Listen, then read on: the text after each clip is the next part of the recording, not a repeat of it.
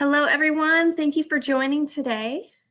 I wanted to let you know that in case you're in the wrong area, this is the grant writing webinar for the co-op grant program. So just want to make sure you're in the right place. I think we're going to go ahead and get started. It's after 1 o'clock and we have a lot of information to cover. So we're just going to go ahead and jump right in. But I wanted to give you some housekeeping issues at the beginning. First of all, everyone is muted, so please, if you have any questions, use the chat function for any questions. You can enter the chat function on the right-hand side of your webinar pop-up, the part that says questions. You can just put them in there. Unfortunately, today I'm solo, and so normally I would have the grant coordinator in here and somebody would be handling the chat function and then somebody would be presenting. But we had some last minute changes, so I'm solo today. I'll be going through those questions probably every 15 to 20 minutes and just answering whatever questions I can. So I won't actually be typing in the question box. If there's questions that are specific to your exact program, we probably won't answer those in the webinar. We will follow up with an email after the webinar to address your specific questions, but we'll try to get through as many questions as we can today. This webinar is being recorded and will be available anytime after the webinar. It usually takes us probably a couple days at the most to get the webinar posted. It'll be in the resources page in our Recreation Grants Online, we call it ARGO. That's where you'll actually go to apply for a co-op grant, but that webinar should be recorded and available for anyone to view in that resources section. Today, we also have 4 handouts that I'll be referring to along the way. You can view all of these handouts on the right-hand side of your little webinar screen in the handout section. There's 4 different ones. There's a PDF of the co-op grant application, so you can see what's involved and what kind of questions we ask for. There's our co-op program guidance document, which is really the big document we use to let you know of all of our policies and eligibility and our scoring criteria, any sort of guidance around the co-op grants we put into that program guidance. So throughout the whole presentation today, I'm going to be referencing that quite a bit. We also have a TPWD programs and sites document there, which will go over all of the educational resources that our agency has to offer. When we go through and start talking about TPWD relationships, those sort of education programs and sites that are listed on that document is really what is going to count towards that section. So it's a really great document that gives an overview of all of our programs, and also if you click on the link, it'll bring you to that part of the website. And the last document we have is the SMART Goal Guidance document, which when we get to the SMART Goal section of the application will help walk you through there. So these documents are found in the handout section, but if you're in ARGO, in the Recreation Grants Online, you can also view those in the resources section for co-op. So those are available outside of this webinar if you need them. So I'll start off with some introductions. So my name is Carly Blankenship. I am the co-op grant manager, and I'm so happy to be talking to all of you today. We decided not to do any in-person webinar or grant writing workshops this year, but we're just doing a webinar just for COVID and everything happening there. So I really miss all of your faces and interacting with you directly. But I'm so happy that you're attending today to learn more about the co-op grant resource and how to get involved and how to apply for the program. Some of you might be new, some of you might be returning grantees. Either way, we really look forward to hearing about all of your projects. In case you've applied with us before, so we've had some staff transitions here. Kathy Smith, which was the old co-op grant manager, she is no longer with us. She is enjoying her best life. She is officially retired, and so she is no longer with the agency. So I am now the new co-op manager. And we have recently hired our new co-op coordinator, and so this is a 2-person team. Her name is Jessica Lagalo, and she's actually comes from the agency. She used to oversee the outdoor education and outreach programs like Buffalo Soldiers, Texas Outdoor Family, and all of those. And we're really happy to have her part of the co-op grant team now. Unfortunately, she was not able to attend today. Something came up last minute. But I'm sure all of you will get to know Jessica very soon, and she's available to help answer any questions that you may have. So with that, we're going to go ahead and get started. I'm probably going to stop about halfway through and take a 5 to 10 minute break, just because I am solo and I can't talk for 2 or 2.5 hours straight. So we are going to take probably a break halfway through, but otherwise we're just going to power on. So if you need to take a break or do whatever you need to do, fill up your water, just go ahead and do it. Again, this is going to be recorded if you miss any of the sections at any time. All right, so with that, let's go ahead and get started today.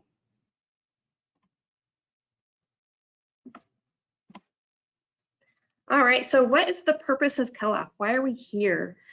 So co-op stands for Community Outdoor Outreach Program, and really the intent of this is to provide grants to organizations that engage underrepresented audiences in mission-related activities such as outdoor recreation, conservation, and environmental education. Some examples of different types of projects that we have applied to our program may include summer camps, community camping programs, outdoor adventure or environmental education clubs, youth development recreation programs, adaptive recreation sports, PE courses that might cover archery or fishing or kayak or any sort of those outdoor education or outdoor recreation activities. There's a huge gamut, and so that is definitely not a cover-all for all the different types of programs. Each type of co-op project is very different in all of their own ways. So we love the diversity and the types of programs that apply.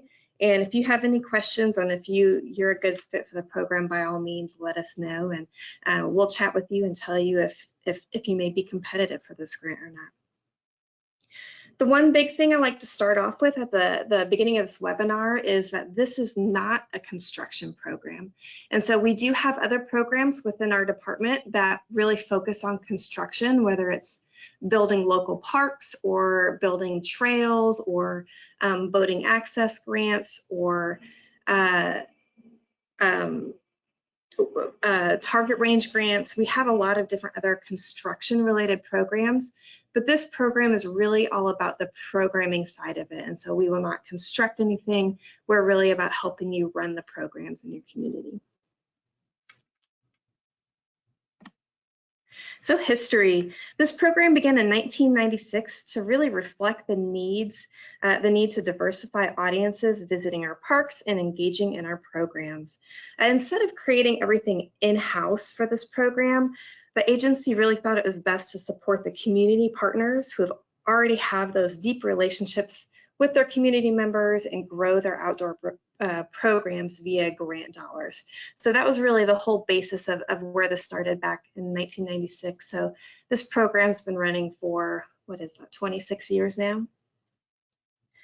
Funds for co-op come from a percentage of money collected from the sporting goods sales tax, which includes like fishing, hunting, camping gear, anything related to outdoor recreation.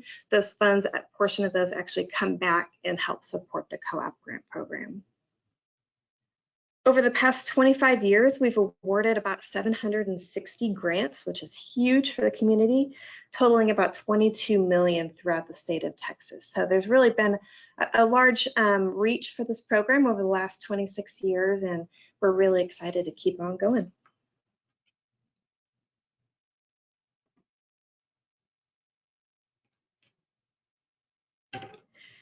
This year, we were able to receive some additional money, which is a really exciting change for the program. So we have about $2 million available for grants this year. In the past, we've really had maybe $1 million or 1.5 million, sometimes less. Last year, we took a pretty big hit just because everything going on with COVID. But we're really excited that this year we have approximately $2 million available. So with that, we were able to raise the maximum request amount to $60,000. In the past, it had been about $50,000. Last year, we dropped it down to $30,000, but we're really excited this year to increase that amount to $60,000. It's the highest it's ever been, which is a really big deal for this grant program. I know that you guys have a ton of costs for your program, especially for personnel or whatever you might need. So hopefully this will help you out. I'm sorry, it can't be more. I wish it could be, but hopefully the additional 10,000 or so will help your program. With this amount, it all depends on who applies to the grant for how many grants we're going to be able to award this year. I would say we're going to be able to serve at least 40 grants this year. In a typical year, we get about 70 people apply, so it's still a very competitive program. But all of this depends on who applies each year and what dollar amounts people request for, and so that will depend on how many people served. Reimbursements is the recommended method of payment for this grant. Unfortunately, we don't give you all of the funds up front like many foundations do. Instead, it's a reimbursement type program, meaning that you need to actually purchase the items yourself and then request a reimbursement from us and provide all of that backup documentation, and we will then provide you with those funds. With that said, we do have a payment advance option for you to receive up to 3 months of grant expenses at one time, and then after you receive those funds and make your purchases, then you would provide all of that backup documentation in order to request any additional money after that. And so that is slightly a change. We used to have like an advance option at the beginning of the year. We've switched up a little bit to have some advance options throughout the grant, just because I know there's a lot of smaller groups out there who might not have as much cash flow, and it's a little bit harder. We wanted to make sure this option was out there. But the reimbursement style for the grant program is still the recommended method, just because it's a little bit simpler. Payments can take up to 1 month to process, so you just want to make sure you have enough cash flow on hand to account for those delays. We also have a new deadline. As of, I believe, 2 years ago, we changed the deadline to November 1. And so we do believe we're going to stick with this deadline moving forward. So just kind of anticipate moving forward that November 1 of each year is going to be the rolling deadline for grant programs. This deadline is 5 p.m. Central Time on November 1, and that's a very hard cutoff. There's no exceptions there. And so just make sure that you start your grant early and you have everything submitted to us by 5 p.m. Central Standard Time on November 1st. Like I said in our purpose statement, so the intent of this program is really to diversify audiences engaged in outdoor recreation. And so we're really trying to really grow the audiences served, and we define our target demographics as low income, female, ethnic minority, and individuals with disabilities. I'll go over this information in much greater detail later on. You can still serve other people for your project, but those projects you serve predominantly our target demographics will be more competitive in the grant review stage.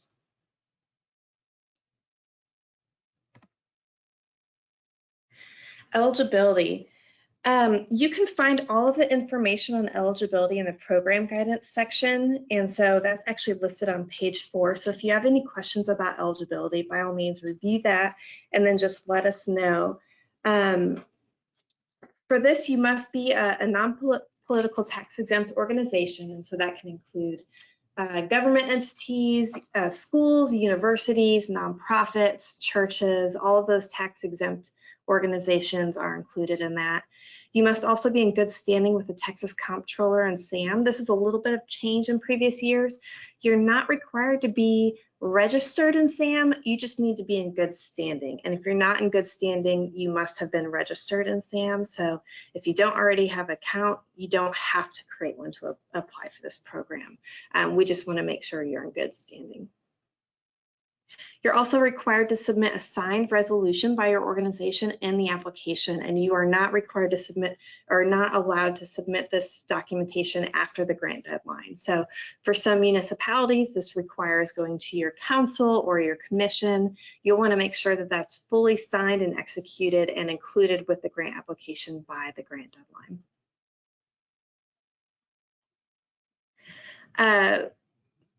If you had a past grant, that grant must be closed to reapply. Since you can only have a grant every 2 years, you cannot have multiple grants at one time, and only one grant is allowed per entity. And so if you have any questions on like, well, I know this group wants to apply and this group wants to apply, would we be eligible? Definitely reach out to us and we can explain exactly what that means. But essentially, each organization, there can only be one grant award per organization. And then the final eligibility part that's a little bit new if you have not applied to us in the last couple of years is that you must have at least one direct relationship to Texas Parks and Wildlife. Again, going back to our mission, this is really about diversifying the audiences engaged with Texas Parks and Wildlife. And so we just want to make sure that it really comes back to our mission. And so we included this in the eligibility section. We'll go over what this means much later on, but we just want to make sure that there is some sort of connection with Texas Parks and Wildlife, whether it's visiting one of our places, using our education programs, or working with some of our staff. And I will say that in this section, unfortunately, I do not count as your relationship. So even though you've worked with me to apply for the program, I can't count as your relationship.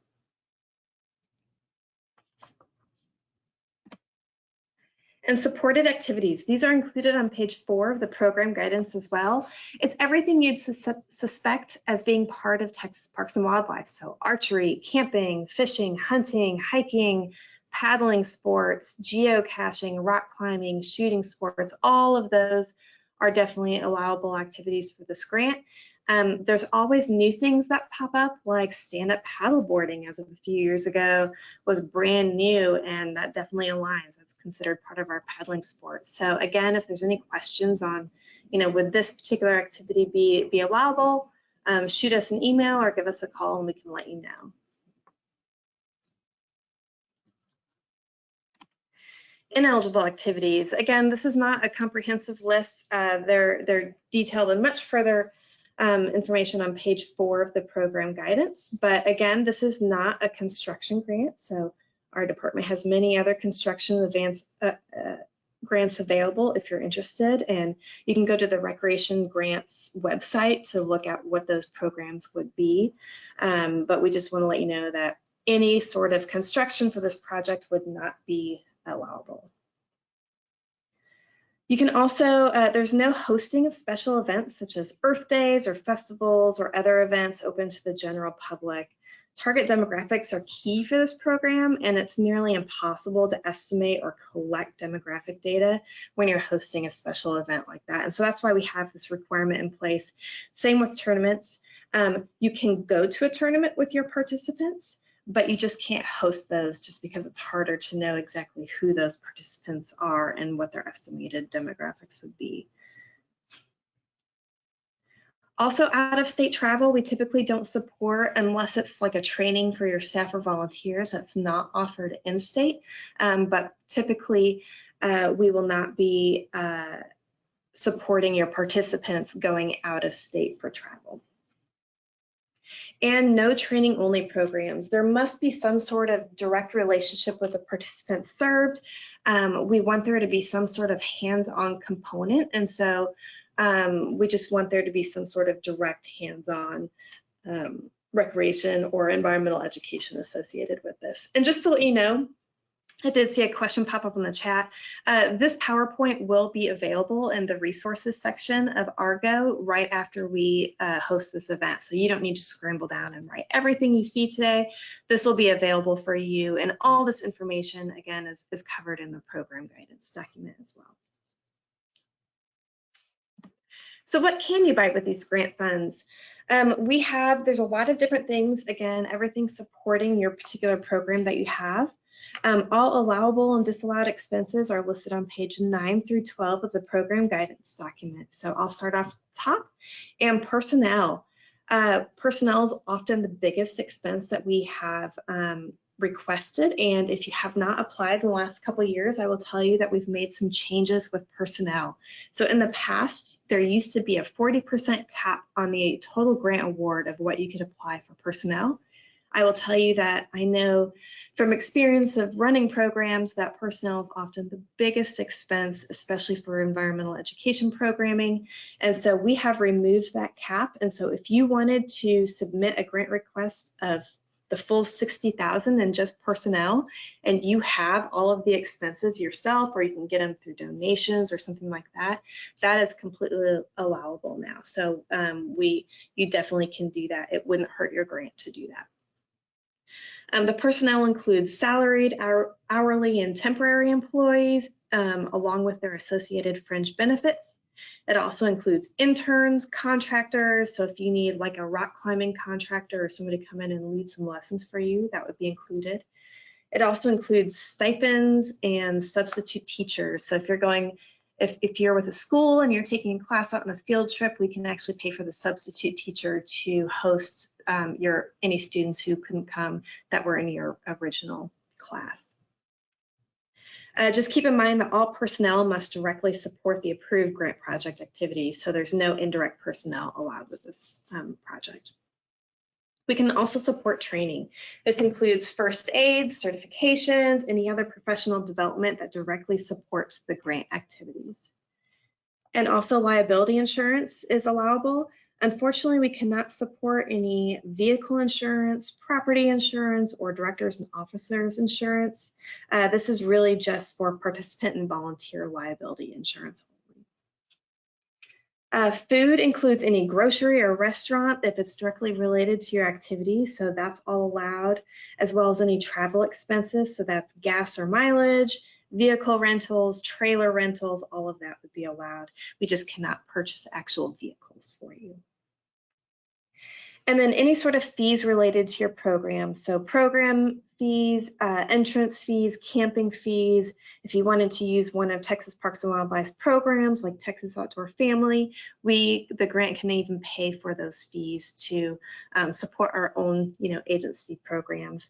The biggest thing here is keep in mind that no fees can be paid directly to your own organization. So if you wanted to request reimbursement for a fee, let's say you typically run a program and you charge the public $20 to run that program, we couldn't just pay you the $20 for each person to run that program, partially because we don't allow indirect costs and there's no way to separate that out there. So we would want to actually support the actual activities for your programs and have you break it down that way instead of paying your organization just a flat fee.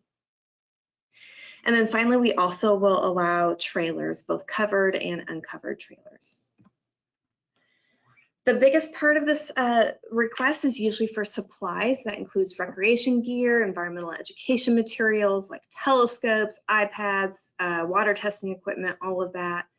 Education trunks, this stuff can be pretty expensive oftentimes. So the skulls, skins, and tracks that you use for interpretive programming. Any sort of safety gear, I'll say with COVID happening, a lot of people have really switched gear to have a lot of that COVID safety equipment, that sanitizer, all of that on hand. So that's all allowed. And then if you have a service project included in your proposal, then any sort of materials for a service project are allowed as well.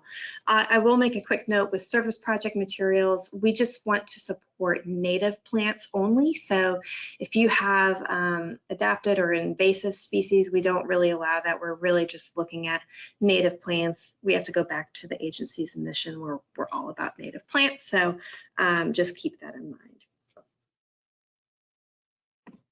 And ineligible expenses. Unfortunately, this is not a comprehensive list, so we're going to refer to page 11 of the program guidance for a comprehensive list. If you have any specific questions on items, again, we recommend reaching out to us and we can tell you if that would be allowed. So any sort of advertising or marketing expenses, unfortunately, that's in our code and we can't change that.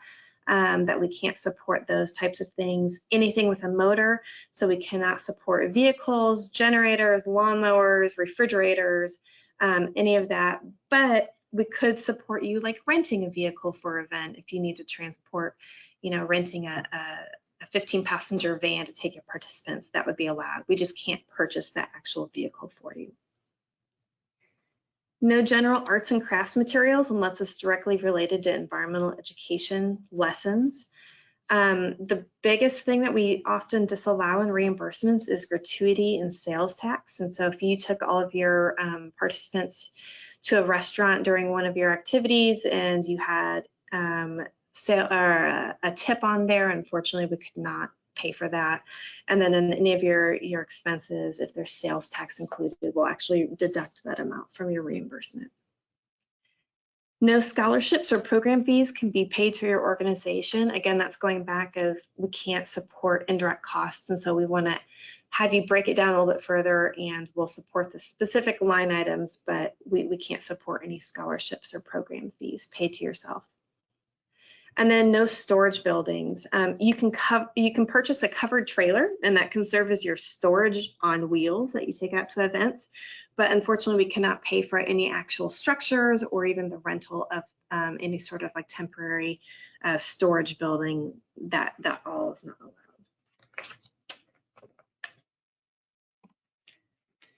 So going through the timeline, applications for the co-op grants are currently open. So they opened at the beginning of August, and the deadline is a hard deadline of November 1 at 5 p.m. Central Standard Time. Grant awards will be announced on March 1 of 2022. And for those who actually receive an award, we're going to be doing a grant management workshop in late March just to go over all the rules and the expectations for when you get that. We're not sure if that will be in person. It'll most likely be a webinar, so you won't really need to include expenses for that on your budget, but I can tell you with 95% certainty that that'll be a webinar for the grant management workshop. And then the award agreement periods will be from March 1 of 2022 through September 1 of 2023. So it's an 18-month period that you'll have to complete all of those activities. Keep in mind that no activities, supported activities, can start before March 1 of 2022. So when you're creating your proposal, just make sure that nothing you're talking about starts before March 1 of 2022 or after September 1 of 2023. And then some expectations when you're actually going through, if you do receive a grant, is that you'll be expected to complete quarterly reports every 3 months. So the first one will be due on April 30th if we get everything set up in time, but just keep in mind that there are some expectations there. And then you'll have a comprehensive final report 45 days after the grant period ends. If you finish up well before that, you can go ahead and submit your report and then be done and wonderful. But you will be expected to do both quarterly and final reports. So with that, I'll go back and just check the comment section real quick to see if there's anything that I can help figure out with your questions. And again, if they're really specific to your program, I'll follow up with you directly via the webinar, and I'll answer those on a one-on-one basis. So there's a question: if a nonprofit applies for the grant, if they're actually out of state, can they still apply? And so it depends, but potentially. So we do have some groups who maybe they have an umbrella organization that's actually hosted in a different state, but they're doing all of their activities in the state of Texas. That's the distinction there. So you just want to make sure that all activities held and the participants are actually in the state of Texas, but sometimes your actual umbrella agency that the grant is through that has the EIN number is out of state. That would be fine. If you want to discuss your particular situation with me, just I can talk about that. So we can go from there. And then there's a question about local match. I will cover that shortly, but I'll go into all of that definitely later on. So. All right, so with that, we're going to go ahead and power on through. And I apologize, we are located near the airport in Austin, so if you continually hear airplanes in the background, that is why. All right, so I'll go through the scoring criteria quickly here, and this is a competitive grant program. We're very clear about what scoring criteria we use for your program, so you'll have full access to see exactly what we score grants on. This particular grant program will score with using a committee, and then we will take the highest scoring grants, fund those, and then go down the list until we run out of money for that year. And so that's the typical setup for scoring. And so as an overview, we have 5 basic parts of the scoring, and it's a 100-point scoring system. So the first is co-op priorities, which is 15 points. And then we're looking at the underserved population, so your demographics of who you're serving, that's 30 points. Expected impact, so what are the participants going to be taking out of your program? That's about 30 points. And then your timeline and budget is 20. And just a quick organizational capacity to make sure you have all the tools to run your program is 5 points. I'm going to go through these pretty quickly. All of these are located in your program guidance document. It actually breaks down, I believe, on page 6 of the program guidance. And the scoring criteria is also, if you haven't applied in the last couple of years, this is going to be new. So we went through a really big process a couple of years ago to change the scoring criteria. And so for some of you who maybe applied in 2019 or earlier, this is going to be brand new scoring criteria for you. The biggest change with our new scoring criteria is that much of the emphasis is now on the quality and impact to participants instead of number of participants served or number of parks visited or number of activities included. We're really taking a step back and looking at you know, what is the overall impact to your participants. So keep that in mind. All right, so co-op priorities. We want to see both how well you address our co-op priorities. So does it really align with our mission and our purpose? And also your connection to Texas Parks and Wildlife. That connection includes visiting TPWD facilities, integrating TPWD education programs, and participants working directly with TPWD staff. I'll provide more on this when we get into the application part of it to talk about exactly what that means and what counts as this relationship. We also have that TPWD programs and sites document available in the handout section, which will cover a lot of that information as well. Both of these sections really emphasize the quality of addressing priorities and the quality of that connection to TPWD, so really keep that in mind. Next, we have our underserved populations. This part is worth 30 points, so it's a really big part of the application and of the scoring criteria, since it really speaks directly to the purpose of the grant. We typically refer back to our target demographics, which include low income, female, minority, and individuals with a disability. We also want to make sure that there's some sort of clear estimate with likely assurances that you'll meet those demographics and that you have a clear plan to track and report on those demographics served. We're going to go through demographics much further in the application section, so we'll talk about how collecting those or what we're really looking for in the assurances part, or how to track that information and estimate that in the application later on. So that's often the bigger part of questions for co-op grants. Next is the expected impact section, which is also worth 30 points, so it's a pretty big section. And here we're really looking at to make sure your SMART goals are very clear and developed and aligned with the rest of the application.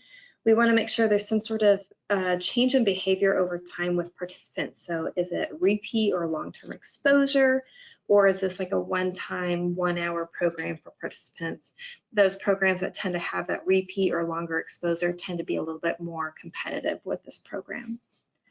We want to see if there's any leadership development aspects that directly relate to natural resources and the outdoors. We also want to see how actively your participants are engaged in those activities. So are they watching a demo of kayaking, or are they actually kayaking themselves? And if there's some sort of service project, we want to evaluate the overall environmental benefits of that service project. So both the benefits to the participants and to the environment. Next up is the timeline and budget section, which is 20 points. And we just want to make sure that you have a clear and fully developed achievable timeline, and that your timeline matches the rest of your application. We also want to make sure that you have allowable and reasonable items listed on your budget, and we want to make sure this project is cost effective. So with the amount of money you're receiving, what's the overall impact to those participants? And last up, we have the organizational capacity section. Like I mentioned earlier, this is just to make sure you have all of your ducks in a row. So do you have qualified people? Are you going to continue these activities, or are you going to just sell off all the equipment right after the grant, after, when everything's done? We just want to make sure that you have all of these things in place. And last, this is a new part. So if you have applied in 2019 or earlier, we did not formally have this, but in our new scoring criteria, we wanted to make sure there was some sort of way to hold you accountable for what you said you were going to do. And we realize things change. But we want to make sure that if you said you were going to do all three of these things, we want to make sure that you got close to actually doing that. Or if you said you were going to serve this audience and that you didn't serve that audience at all, we wanted to hold you accountable for what you said you were going to do. So now we do have a deduction in place. So if you did not meet any of those elements before, then for 2 years after your grant closed, there'll be a deduction in place. This includes if you left significant grant funds on the table. So let's say you requested $60,000 and you left $30,000 on the table, that might negatively affect your future applications. If you had any of those big unmet elements that you said you were going to do that didn't get completed, or if you just wouldn't respond to us, we were trying to get information from you and you just were not responsive, or if you had consistently late or incomplete reporting. So, if it's just a day, whatever, but if this was consistent that every single time it was a week late or you just didn't turn them in at all, you may have deduction there. I also want to make a note that if you had a grant recently and it closed and you couldn't meet things and it was due to COVID, I tried to communicate this with everybody who was closing their grant during COVID. We're not going to hold you accountable. You may still have like a late reporting because that wouldn't necessarily be related to COVID, but if you couldn't spend all of your money or meet certain elements and it's 100% related to COVID, we are really not going to hold that against you.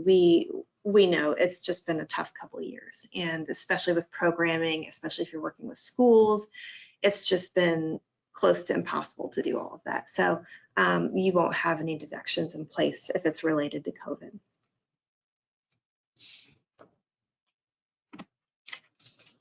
All right. So how do you apply for this grant?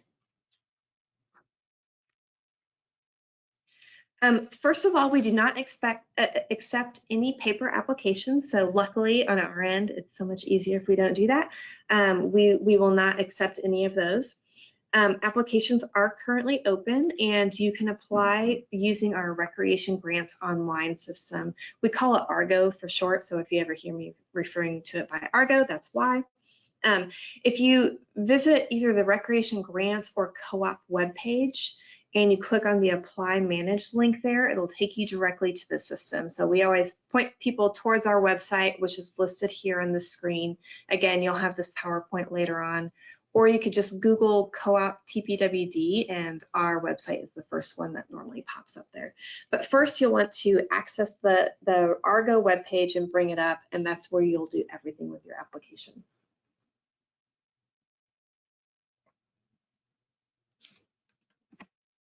Next, the first step, if you're not already in our new system, you'll need to create an account. And so if you were in our previous system, we just switched systems probably about a year or two ago. If you were in our previous system, you'll need to create a whole new account for our new system. It's a pretty easy, simple process, and it's pretty quick. But you will need to create that new account. It's kind of a two-step process here. So when you actually go to create that new account and new organization, you'll need to create your user account and the organization account. When you're creating your user account, a drop box will pop up listing a whole bunch of organizations who already have accounts in there. If you see your organization already in there, you can go ahead and select it. If you don't, then you'll just need to check the box that says my organization is not listed, and then additional information will come in where you'll actually create your organization right there. And so you'll input different information like the name and the address, contact information, all of that, and then go ahead and submit that. and we will get your account set up. So once you've completed that information, just submit it, and then internally we will actually approve that because we want to make sure you are actually who you say you are. So it's usually pretty quick, oftentimes the same day that we're going to approve that. Once it's approved, then you'll get an email where you can go ahead and log in and get set up. Once you're logged in, the system administrator is the person who has full access, and there's different roles that you can set up people, whether it's the system administrator or your just the staff or a view only portion. So you can set it up with different user roles within your organization. But keep in mind that the system administrator is the only one who can initiate a new application.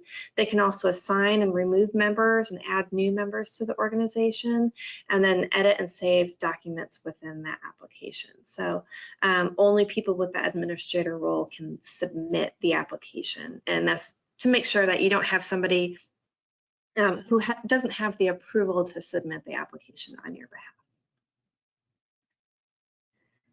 We don't have many consultants for the co-op grant program, but there are some. So if you are a consultant who, is a grant writing consultant, you work with a ton of different organizations and you're trying to submit this grant on behalf of the organization, it's a slightly different process for you. So the organization itself will actually need to create their own account and be the one to set that up. And then you will create your own account. And when it comes down to selecting the organization, we actually have an organization named consultants. And so you'll want to make sure to check that grant consultant organization. And then once you're set up in the system, the administrator for that whatever organization you're working with will actually add you to the specific grant application. And we're doing that just so that there's assurances there that there is buy-in from the initial organization. So just keep that in mind, that it's a little bit of a different process if you're a consultant. A few notes that we wanted to make is please do not wait until the last minute. All of this can take a little bit to set up and everything. So if you are starting to set up a username and everything on the last day of the grant deadline, you may not get it all done in time. The application can take a little while. As you can see from a PDF of the application, it's lengthy and you need to set up your organization first. We need to approve it, especially near the last week of the deadline. All of our staff are pretty busy helping people apply for the grant program, so just keeping that in mind. Start early. If you know you're going to apply, go ahead and today or tomorrow, go ahead and set up your user account so that part is done and you have access to the application. So just keep that in mind. Our new system for applying can take a little bit longer than our older system too, especially the budget section. So you have to list each individual item. We don't use an Excel spreadsheet anymore, thankfully. That was really hard on our back end to just handle everything with that. And so if you have a whole ton of different grant items on your budget, it takes a while to load. There's a bunch of just internal calculations there, and it can take a while. So just keep that in mind when you're applying. Start early, don't wait till the last minute, and then after that, you'll be fine. So with that, I'm going to go ahead and pause and just check out the question section and answer any questions that we have. And it looks like we don't have very many questions in the question box. So so somebody is asking about the demographics section, and I'll tell you that I will go into demographics much more detail when the next part of the application we actually start going through the demographics. So I will definitely answer all of those questions there.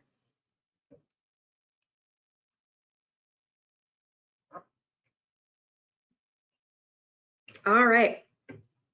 So we're going to go ahead and power through and now start talking about the actual application. So in our application, if you have applied in 2019 or earlier, the application probably looks a little bit different. Again, we changed our scoring criteria, got a brand new system, and so things are just a little bit different. The same type of information is in there, it's just set up a little bit differently. But there's 6 main sections, one for the general information, one is for the applicant information, which a lot of that just auto-populates for you once you're in the system. And then we have some legal acknowledgements and everything there. And then you'll get into the main part for your project information, the project details, and the budget, which are those 3 sections there are really the meat of your proposal. All right, so I'm actually gonna toggle over, instead of actually opening it up in the system, things tend to time out, and I wanted to make sure that didn't happen. So I'm actually gonna bring up a PDF of the application so you can see what that looks like.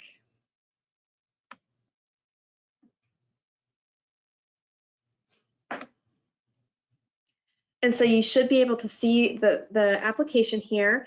That first section was that general, the general information section. And so you will actually not need to do anything with this section except click on it and read it. And then once you've clicked on this section, it'll actually mark it as that section is complete. But we just wanted to provide you with some information about DUNS and SAMs numbers, which I'll get to in just a second.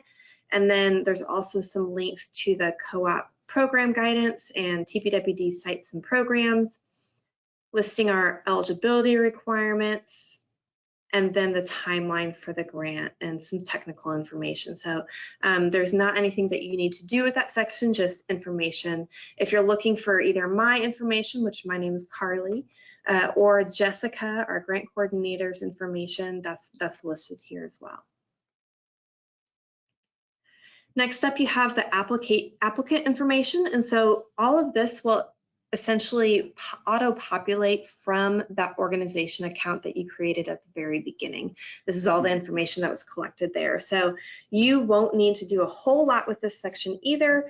The really great part of the system is once you're set up, then so much of it auto-populates so that when you come in and do an application maybe 2 years from now, that information is still saved in the system and you won't have to retype all of that contact information. You'll just need to update it whenever it comes in.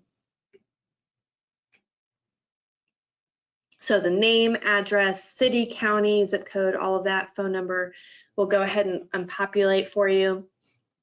We often have some questions about the tax ID. So if you're a government entity, that tax ID number, or if you're a nonprofit, that EIN number. And I will tell you that you will need to have something in both of these sections when you go to apply, and you'll have one or the other. So if you're a government entity, you'll want to make sure to include, I believe it's a 13-digit number in that tax ID section. You'll want to make sure it's there. If you're a tax exempt nonprofit, then you'll want to include your, I believe it's an 11-digit, it's either 9 or 11-digit number for your EIN number, and you'll want to make sure to have it in that section. If you're a nonprofit and you have your EIN number listed, then in the tax ID section, you can just include 9s all the way across the board. So whichever section doesn't relate to you, you'll just want to put 9s to make sure a number is there. You will need to have one of these 2 sections complete, whichever one is relevant to you. So this is what we do to really confirm that you're a tax exempt organization. So by the time that you submit the application, you'll want to go ahead and have this information. This information populates from your organization information. So there is a section where you can go and update your organization information. And so you'll just want to make sure to do that before you actually hit submit. Next up, we have the SAM cage code and the DUNS number. The SAM cage code used to be a requirement, but we no longer require it. We still do a SAM check for your organization, but we're really just making sure that you are in good standing with the federal government. So SAM stands for System of Award Management. And if you ever get federal government grant awards, you're required to do this. And it's to make sure that, you know, if you stole money or you were in bad standing with the government, then you're in bad here and it's listed. So it's just a database that we look up. If you already have one and you know it, you can go ahead and put it's usually a 5-digit number in this section. If you do not have a SAM case code, you are not required to set this up. You can just put 9s in this section. If you do go ahead and set one up, just keep in mind that this is a completely free process. You do not need to pay any money. Sometimes there's some contractors out there trying to make some money and they say, oh, we'll do it for you, but this is a completely free process. But if you don't have it, just include 9s in this section. And last up, we have that DUNS number. This is Duns and Bradstreet, I believe. And you can just Google Duns and Bradstreet. This is a requirement to apply for us. And again, it's part of what we do to make sure that you are an eligible entity and you say who you say you are. This is a requirement. Again, it's a completely free process to go ahead and do it. The DUNS is pretty quick, so you could put in a request for a DUNS number and typically have it the same day or the next day. But again, just make sure you're planning and that you have this completed well in advance before you submit the application. You will need to have this information entered before you actually submit your application. At the beginning in the general information, we do have a little bit of additional information about DUNS and SAM for you. All right, next step is some additional grant information. So we want to make sure that we know who the primary contact is and who prepared the application. It'll look a little bit different when you're actually in the system, but it'll essentially be a drop-down menu. If you just choose the person who's going to be a primary contact or the application was prepared by, and each of those people will need to create their own account in the system with their own login and everything. But in the actual application, you'll just go ahead and select which person is going to be the primary and who's submitting the application. And then next up, we have that third section, which is the preliminary acknowledgements, eligibility, and legal section. You'll just need to check all 4 of these questions, and you actually won't be able to submit it if you don't check these questions, so just keep that in mind. And then you'll want to make sure to list what type of organization you are. So if you're a nonprofit, do the not-for-profit, school K-12, so on. Just check whichever one is related to you. If you are a nonprofit, we want you to upload your IRS determination letter here. If you have any questions on what that is, just go ahead and contact me. But essentially, it's the letter that you received, that your organization received, letting you know that you are indeed a tax-exempt organization. And it usually includes your, I believe, EIN number as well. So we use this to do checks on our ends to make sure you actually are a nonprofit organization. And then the final legal information is the resolution. And so this is a requirement. If you do not provide a resolution or if it's not signed, your project will not be eligible for consideration. It's a hard draw there. And this must be uploaded here at the time of it's submitted and by the deadline. So if you were not able to get this signed by your commission or your council until after the deadline, unfortunately, we will not accept it and you'll be considered ineligible. So deadline's November 1, just keep in mind of that. If you're a municipality, go ahead and get that on the agenda right now so that you can get it in place well before the deadline. But this document is really just an authorizing document signed by the governing board or the authorized official for that organization. If you're a nonprofit, that may be the executive director or your board of directors. It all depends on what type of organization you are to figure out who that is, but we just typically say the authorized person for your organization. We do have a sample resolution available. If you click on the links for the NGO or government, there's 2 different example resolutions available.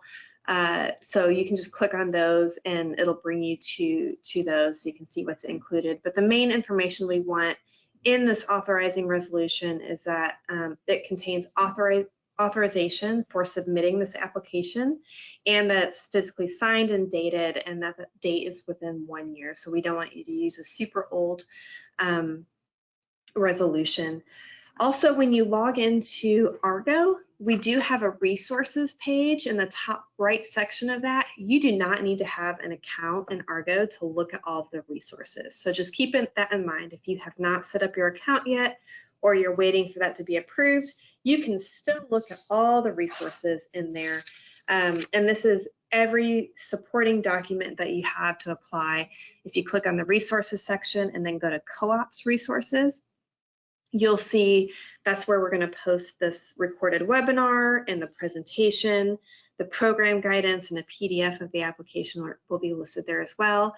But any example or template document for this grant will be in that section as well. So all of the examples for the resolution, or we have like example budgets in there. We have a budget template so that you can work offline and plan your budget.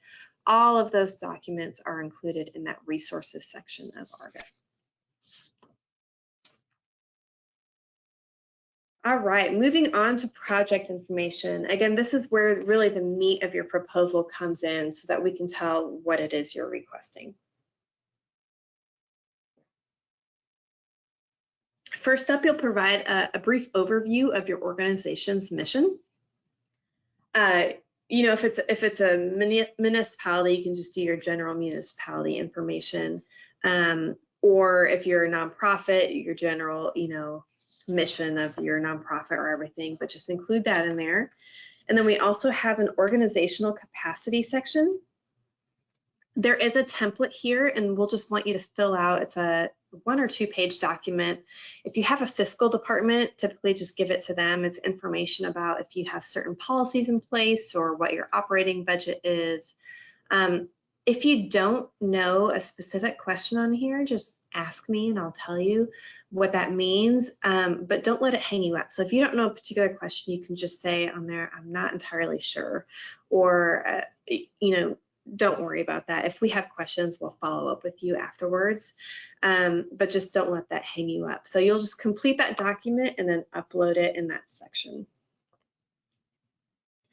Next, you'll list all of the project key personnel. Anybody who's listed who will be participating in your budget, who's part of your organization, you'll go ahead and list their name, title, and then both the summary of grant-related duties and their qualifications. And so part of our scoring criteria is, do you have the necessary staff available to run your programs? And so this is the section that we're looking at.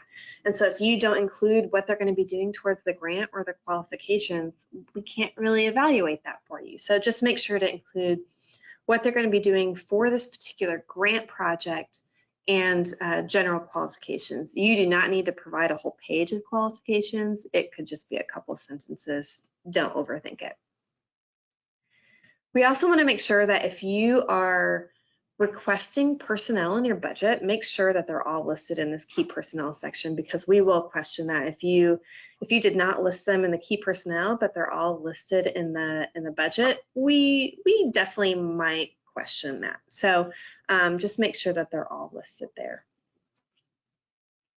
And then next up is just the administrative stuff on our end. Because we are a government grant using state funds, we are often asked for a whole lot of information based on who we have grants for, who we get applications from. And so you'll want to make sure to look up all of your different district numbers. And there is a link here under each question that will bring you to the site where you can look up all this information. So you'll need your Texas Senate district number, your Texas House of Representatives district number, and your U.S. Congressional district number. And that's just purely for reporting purposes. On our end, we get a lot of questions, so we want you to go ahead and fill this out so that we can do reports on for certain legislators that might ask who applied or got a grant in my district. And then if for the organization, your mailing address is different than the physical address, then you'll just need to make sure that it is different, and that then you can just include that different address there.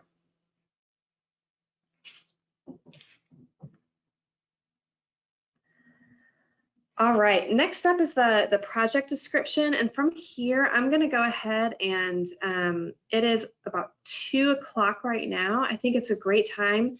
We're flying through this application. So I think it's a great time to take a quick 5 to 10 minute break. So I would say let's go ahead and do a 5 minute break and come back at like 2:07 if that works for you. So we're going to go ahead and put everything, mute ourselves and put it on hold, and we will be back in about 5 minutes. And I'll also kind of take a look back and look through your questions and try to answer them as best as I can. So we will be back shortly.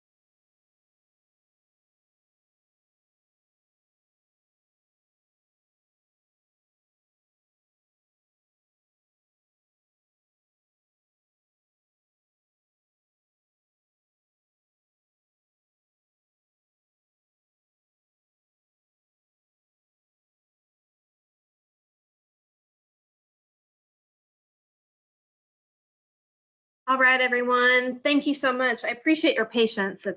It's hard being a solo person giving a long webinar. So I appreciate your patience and letting me have a break here or there. So at this point, before we start getting into the really big parts of the application and the meat of the proposal, I wanted to go back and just answer a couple questions. There's some really great questions out there. Some of them we're going to go out, kind of cover later on. So the questions about match we'll cover shortly. But there's a question on if participant and volunteer t-shirts are allowable. Yes, they absolutely are. We consider that a safety item because if you're running an event and you need to have your staff identified, we want to make sure that you have the t-shirts to be able to do that. Same with your volunteers. And even if you're running an event for 100 participants doing a camp out, we want to make sure that you have them identified as well, just for safety reasons. So participant and volunteer t-shirts are absolutely allowable. We'll cover the match later on. The sample resolution is available in the resources section of the application. And then there's a really great question here about staffing for the key personnel section that I did not cover, so I apologize. So if you do not know who your staff will be, so let's say you're going to be contracting with somebody or you have not hired that person yet, it's a new position or something like that, that is completely okay. You still want to list that position there, but it could be hiring TBD or something like that, and just list the general grant related things that they're going to be working on. That is completely fine. Or, you know, we're going to be hiring somebody with this type of background. That is completely suitable, especially if it's contractors or anybody who just you haven't hired for. We still want you to list it there, but you can do a to be determined at a later point once you hire them, or to be hired or something like that. But go ahead and include them. So I hope that helps answer your questions there. But the questions box is pretty short, so I appreciate that, and we can go ahead and move on. I'm sure once we get into the demographics section and the budget sections, there's going to be a whole lot more questions, and which is absolutely wonderful. If you haven't noticed, we're unlike many foundations or other funding sources where they're like, hey, please don't contact us or something like that. We're very different. We're a government grant. We are here to help you out, both Jessica and myself. So we highly encourage you to reach out if you have any questions. We want to make sure each person has the most competitive application available. So we want to make sure you have the tools and the resources to be able to submit the most competitive application. So if you have any questions about a particular subject, go ahead and email or call us. We can even set up, if you have multiple people working on it, we can set up some sort of Zoom or Microsoft Teams meeting. We're happy to help you out and really walk you through that process. We can tell you if your activities or your proposal might be competitive or less competitive than others. It's kind of hard to say because you're always competing against who else applies. So from one year to the next, the same project might not receive the same score or might not be funded, might not be in the same range. So just keep that in mind, that you're competing against everyone else who's applying that year. Sometimes we have really competitive years, sometimes we have less competitive years, and we never know until it's after the deadline and we've collected all those.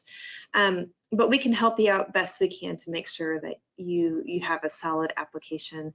Unfortunately, we cannot review your application once it's submitted or before it's submitted, before the deadline, and give you feedback on it. That gives you an unfair advantage, and so we will not do that. But if you have specific questions on eligibility or just want to give us a brief overview of here's the type of project we have, we can talk to you about it. And our job is to also connect you with Texas Parks and Wildlife resources. And so we may say, hey, have you thought about incorporating this program, or we have this resource available? So just keep that in mind. So with that, we're going to go ahead and move on and get to the project description portion of your application. And like I said, this is the meat of the application. So from here, you will insert the project name of whatever it's called, and then a brief overview of your project. So this is kind of like your elevator speech. If you were to summarize your project in 800 characters or less, give me 2 to 3 sentences, what would your project be? If your project has multiple components, then you can, just say we're going to run these 3 main components. So we just want to get a quick grasp of what you're applying for. And then next up, we have a SMART goal section. And if you applied in 2019 or earlier, this might look a little bit different. We still asked for goals, but it just looks a little bit different. And I'm actually going to toggle back over to our PowerPoint, and we have some helpful tips and tricks for this. All right, so hopefully you can see the PowerPoint again. And we have a few definitions on SMART goals. And so a lot of you educators out there might be very familiar with SMART goals, but some of you may have never worked on a grant application before or never had to do SMART goals before, and that's quite all right. We will give you as many resources as possible to do this section. But SMART goals, really, the definition is specific, measurable, attainable, relevant, time-bound. Sometimes they throw in different words for these, but they all kind of mean the same thing. But we want to make sure that it's specific. It includes details. It addresses the 5 W's: the who, what, when, where, why. It's measurable, that you have the ability to track and assess program progress to deliver, to have your deliverables met. It's attainable and achievable, and you're willing to accomplish those goals. That it's relevant to your organization. So we want to make sure that it's in line with your mission and the goals align with your overall project, and that you have a specific time frame. So if you've never written these, again, don't worry about it. We have a lot of resources available. I'll go over in just a minute we have a SMART goal guidance document, which is in the handout section and also in the resources section of Argo. But what we're really looking for in this section is that the SMART goals should provide a good overview of the narrative and project of this project. So we should be able to read your SMART goals and understand most aspects of what will be accomplished during the grant period. So don't do general SMART goals for your entire organization. These are really just focused on the project that you're seeking grant funding for and the activities that we would be supporting. We want you to include numerical goals. So if you say, we want to say you're going to be serving this amount of people, or we're going to host 5 of these camping events, we want you to be specific in that measurable, in that instance, and make sure that it's measurable. Don't include up to language. I will say from a goal part, that up to language kind of means nothing, because we're also if you get a grant in the implementation part of it, we're going to be making sure tracking your progress against your SMART goals, and up to language just really is not helpful in that part, because if you said you're going to serve up to 300 people and you serve one person, that's still technically up to 300 people. So don't include that. Also, don't include vague goals like we're going to increase knowledge and understanding of the outdoors. That's really not what we're looking for. We want it to be much more specific here. Again, these are going to be included in your contract, and we're going to use this in the implementation part to make sure you're on track and that you said you're going to do what you said you're going to do. So we want you to be as specific as possible. Also, if you're including multiple different parts of a project, so let's say the project that you're applying for, there's a summer camp, there's an after-school program, and then you've got weekend camping trips with participants. Make sure to have 1 SMART goals for each types of those. So 1 just on your summer camp, 1 just on your after-school program, and 1 on your weekend camping trip. So make sure to break it down so that we can fully understand that component. You know, if you have a service project in there, make sure there's one just for your service project. This is a section where we can absolutely help you out. And so if you just say, I need help thinking about how to structure this, give us a call and we can help you out. And each program is so completely different. I know it can be hard to figure out how to structure this for your program.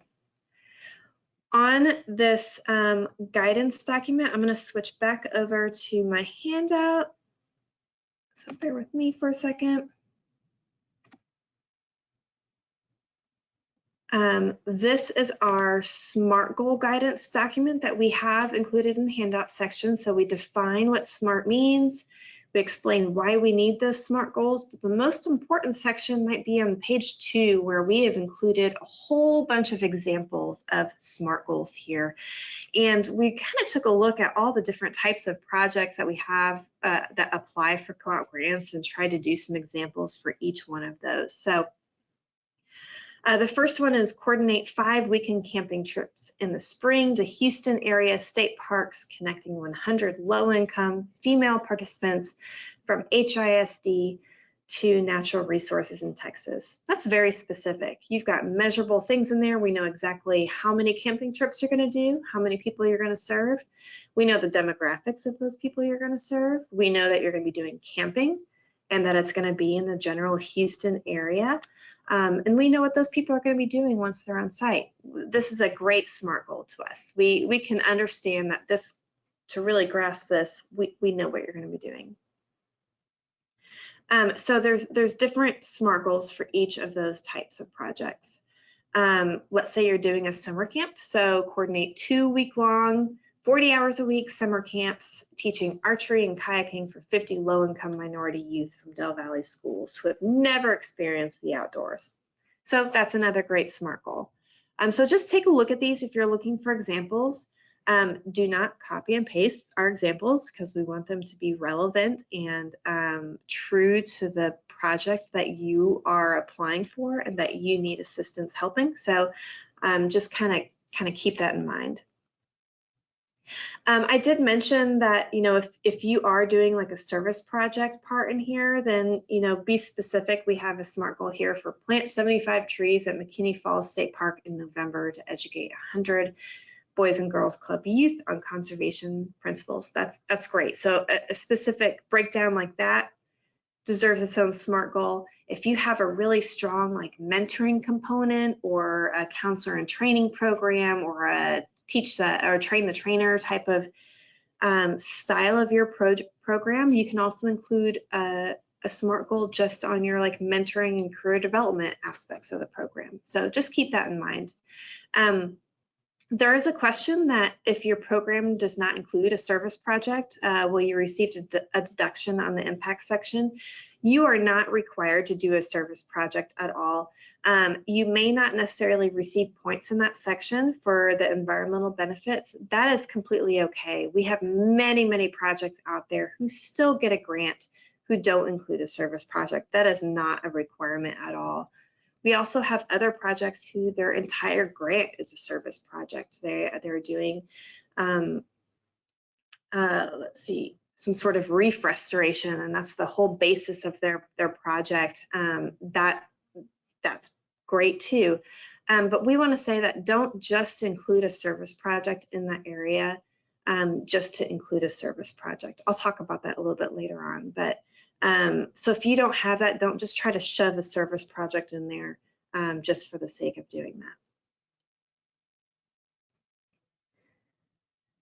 So let me go back to my PowerPoint here. I did include a couple of those examples in this PowerPoint. Again, refer back to that SMART goal guidance document and it'll really help you out when creating those. This is going to be used in the implementation part, so just make sure that you've taken a good eye to this section and that they also match the rest of your application.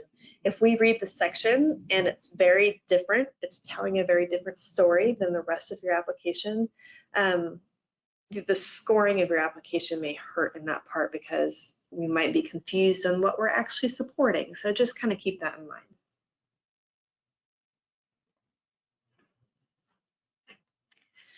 All right, so moving on to the narrative part. This is the biggest section in the application, is the project narrative. You are essentially going to tell us everything about what you're going to be doing. In past applications, we've switched it up a little bit, so it's not broken out like piece by piece of like explain this, explain this. We really want you to include that in one continuous project narrative. So in the application, in this section, we've included a few bullet points of things that we're looking for, and I've listed those on this PowerPoint as well. So just as you're writing this application, make sure that you're hitting all the bullet points that are relevant to your organization. So make sure that you're covering the population served for each element. You know, if you have a summer camp program and an after-school program, are they the same population? Make sure to break it down so that we can understand the different components there.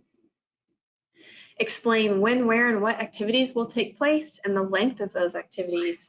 Are participants engaged for 2 hours, a half day, a week, a year? Do they have repeat exposure? All of that is really helpful for us to understand in the review process. And so that's often an area that's skipped, where people don't really talk about how often the participants engage. So just make sure to include that in there. You may have a project where maybe like 25% of the people come back and are repeat programs, and they come back for multiple events. And if that's the case, then you're going to want to explain in your narrative that, yeah, we have roughly 25% of people who come back and participate in two to three or 2 or more events. So that's important information for us to know.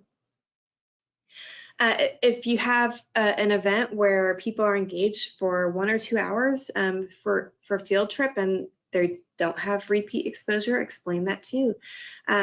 This grant does tend to, the projects who do have the longer or repeat exposure tend to be a little bit more competitive. But with that said, we have plenty of projects who just engage participants for an hour or 2. It all depends on your particular project, and again, we're looking at the overall impact to participants. So those are big considerations there.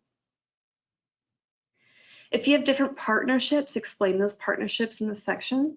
So if you're getting your participants from a certain partner group, explain that. Or if you're coming together and it's a really big partnership between 2 organizations, just go ahead and explain that. Include your risk management and training. So if you're training your staff and giving them the certifications, include that. We are talking about outdoor programming, which has so many risk factors, it's unbelievable. So if you're doing a camping program, you may want to talk about weather cancellations or backup plans for if your event gets rained out. Many times if you're going to state parks, parks close. I know parks along the coast right now are closed for the tropical storm. So take all of that into account and just kind of explain your risk management plan. We want to make sure that you've at least thought about those types of things. You do not need to include a 5-page risk management plan. That is not necessary in this part at all. We just want to make sure that you've thought about those and that you have a backup plan for when things, you know, might go wrong, or that you've at least thought about all of that. And then the last 2 bullet points here are not required sections. So as I mentioned with the service project, if you do not have natural resource leadership or career development or mentoring components or a service project in your proposal, if that's just not part of your work, that is completely fine. They are not required. We have many people who come in who do not have those elements. But if you have any sort of outdoor leadership components or natural resource components that's focused on that mentoring or career development, again, it all has to be tied to outdoors or natural resources. If you're doing like a reading mentorship program, that won't really be applicable here. It really needs to be focused on our mission. Go ahead and include that. So that can include things like counselor and training programs, internships, what else? Mentoring over time, talking about natural resource careers, advanced training. So if your participants or volunteers get trained on something and then lead activities, that's really important for those volunteers. A lot of our programs with the agency are focused on train the trainer models, kind of the R3, if you know that language of what that means. But our hunter and angler education will train volunteers, and then those volunteers will lead programs in their community. So if you have that, that definitely counts in this section, and include that. Our Texas Outdoor Family has an outdoor leadership training program. So if you're sending staff or volunteers to that OLT, that's really important too. So talk about that. Additional examples include participants getting certified in something like boater education, or volunteers, again, going through OLT training, then leading other participants in those programs. You just want to make sure there's some sort of tangible step to becoming outdoor or natural resource leaders in their community. It doesn't necessarily have to be focused on careers, although we do have many projects who have counselor and training program or internships. It could instead be about just outdoor leaders. And it needs to be some sort of direct, tangible. It can't just be, by learning these concepts, they're going to, go on to, be stewards of their community. It really needs to have a more tangible link to that, to where, we have these community volunteers and they're participating in this program, and they're getting these certifications and then going on and lead programs. So just talk about that in your application. Same goes with the outdoor service project. Again, not required, but if you're doing an outdoor service project, go ahead and talk about it in this narrative section. And then also make sure that if you're doing service projects, they're listed in the timeline, or you have a SMART goal guidance about them. We just want to make sure that it's consistent. We want to make sure that people aren't including service projects just to get points in our scoring system. Again, many people get in without having these components. We are really focusing on the quality of these and the quality of those environmental impacts and the relationship to the experience for the participants. So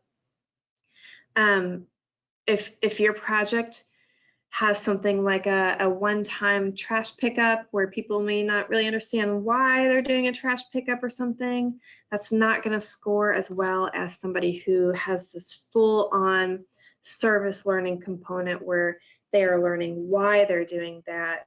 They're in the planning process, they're in the implementing, and maybe it's, they're doing that service project for a long period of time, and then there's evaluation component. There's a really big scale on what types of programs seem to score a little bit better in this section, and what doesn't score as well.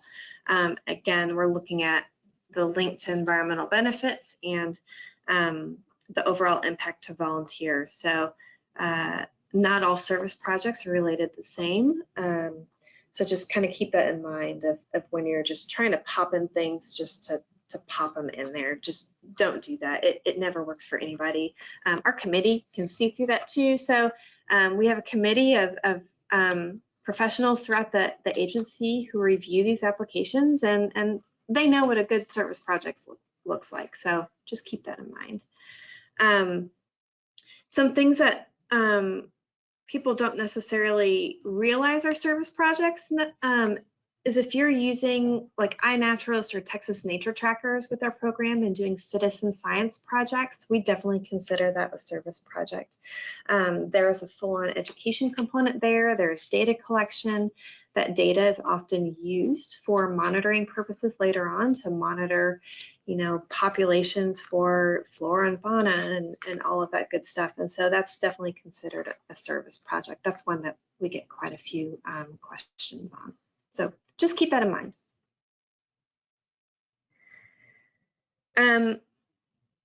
So next I'm going to go through just some tips for the specific project narrative, and we'll do general grant writing tips later on, but for the narrative, it's really important to be clear and consistent.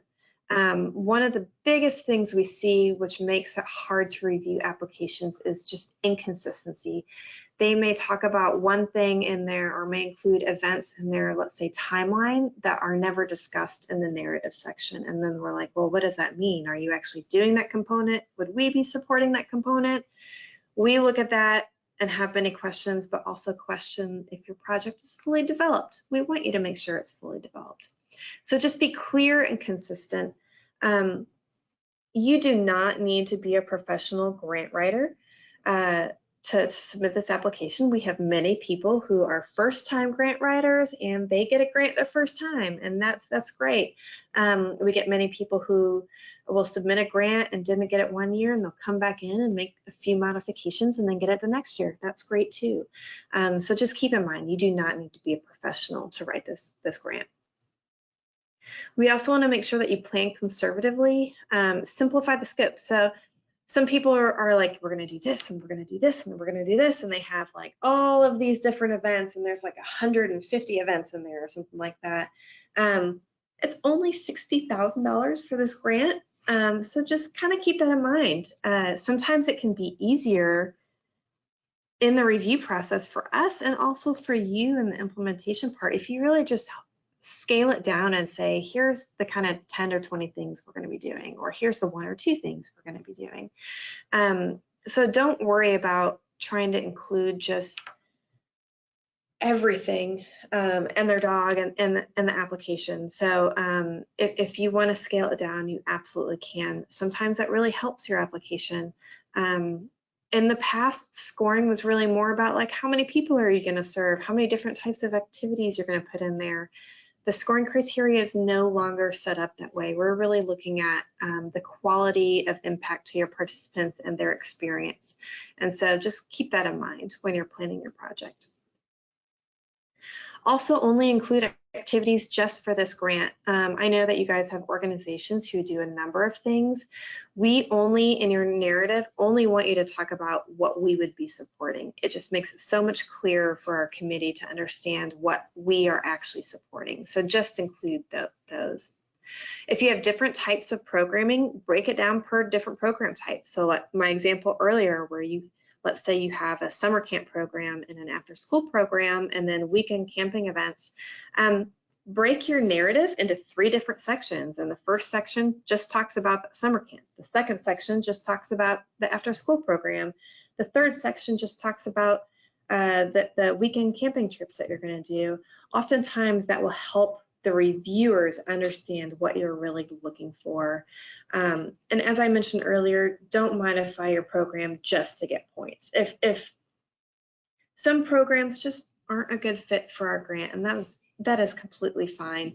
But the more you start modifying your scope of work just to get into our point system, the harder it gets in the implementation part, because then you may not necessarily meet the goals, or if it's really difficult on your end to actually do that because your organization wasn't set up to do those types of activities. So just keep that in mind. My biggest tip that I give people is to have somebody else review your application. This could be a significant other, it could be somebody from within your application, it could be a board member, it could be somebody who knows absolutely nothing about the project that you're doing. Sometimes they give the best feedback. Make sure that when they review it, if they don't have a clear grasp of what your general program outline is or what you're requesting, then that's a really good indicator. I know that my partner, he's reviewed, I used to write grants a while back and run programming, and he used to review a lot of my grants and be like, this makes no sense. I have no idea what you're talking about here, or something like that. It's really helpful to have that feedback, especially since most people on our committee have probably never heard of your program. Even though I may have heard of your program, some of the committee members might not have. And so we can't take our previous knowledge of your organization and include that in the criteria. We want everybody to be on a fair playing field. So if you, sorry, one second here. So if you didn't include that information, we can't just assume things for you. So just make sure everything is included in here. And then the final thing is review that past narrative checklist on this year. Just make sure you've kind of covered all parts that are relevant to you. Make sure you've included the who, what, when, where, why of your application.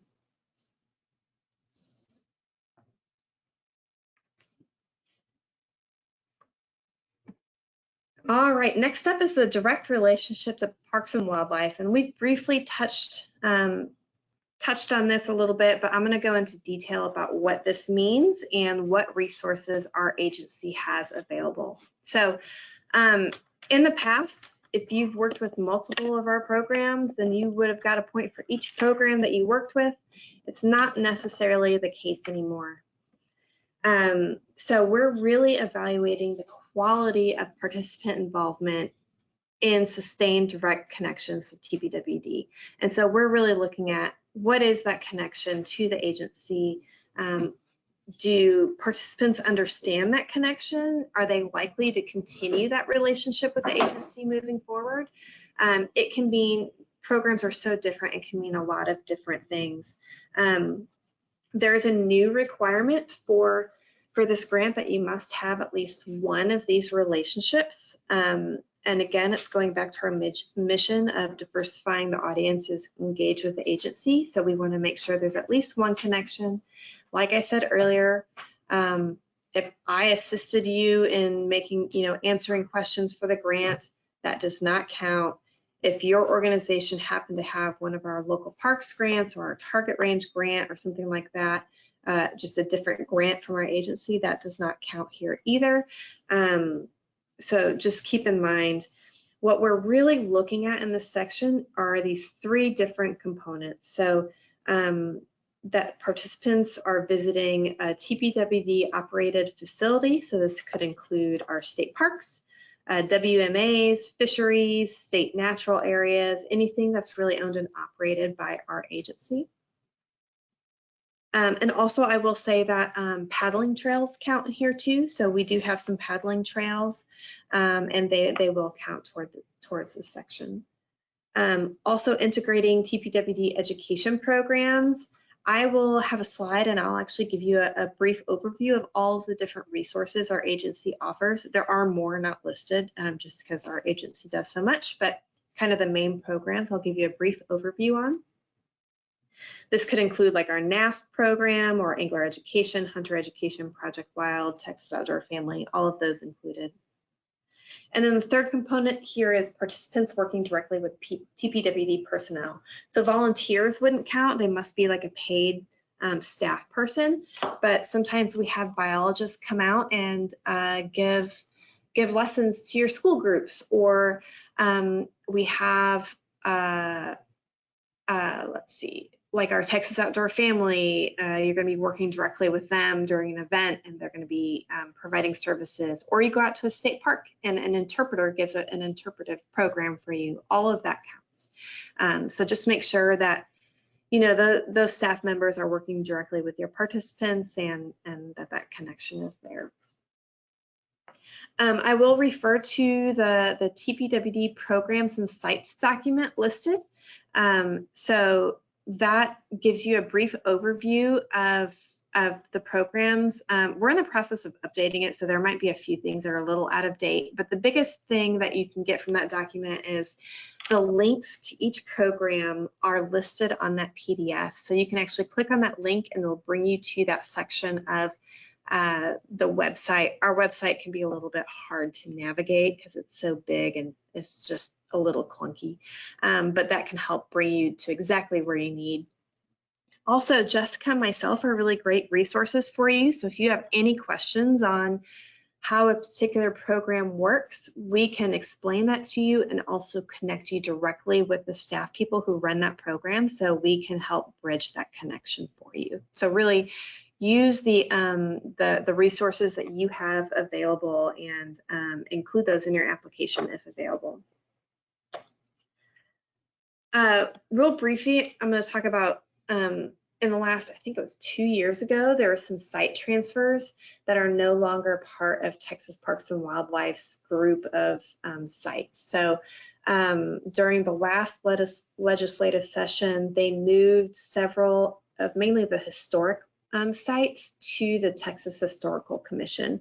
So these actually will no longer count as a TPWD relationship. So this includes the San Jacinto Battleground, Historic Site and Monument, Washington on the Brazos, Fanthorpe Inn, Monument Hill, the Port Isabel Lighthouse. So all of those have moved over, so they aren't necessarily part of our site anymore.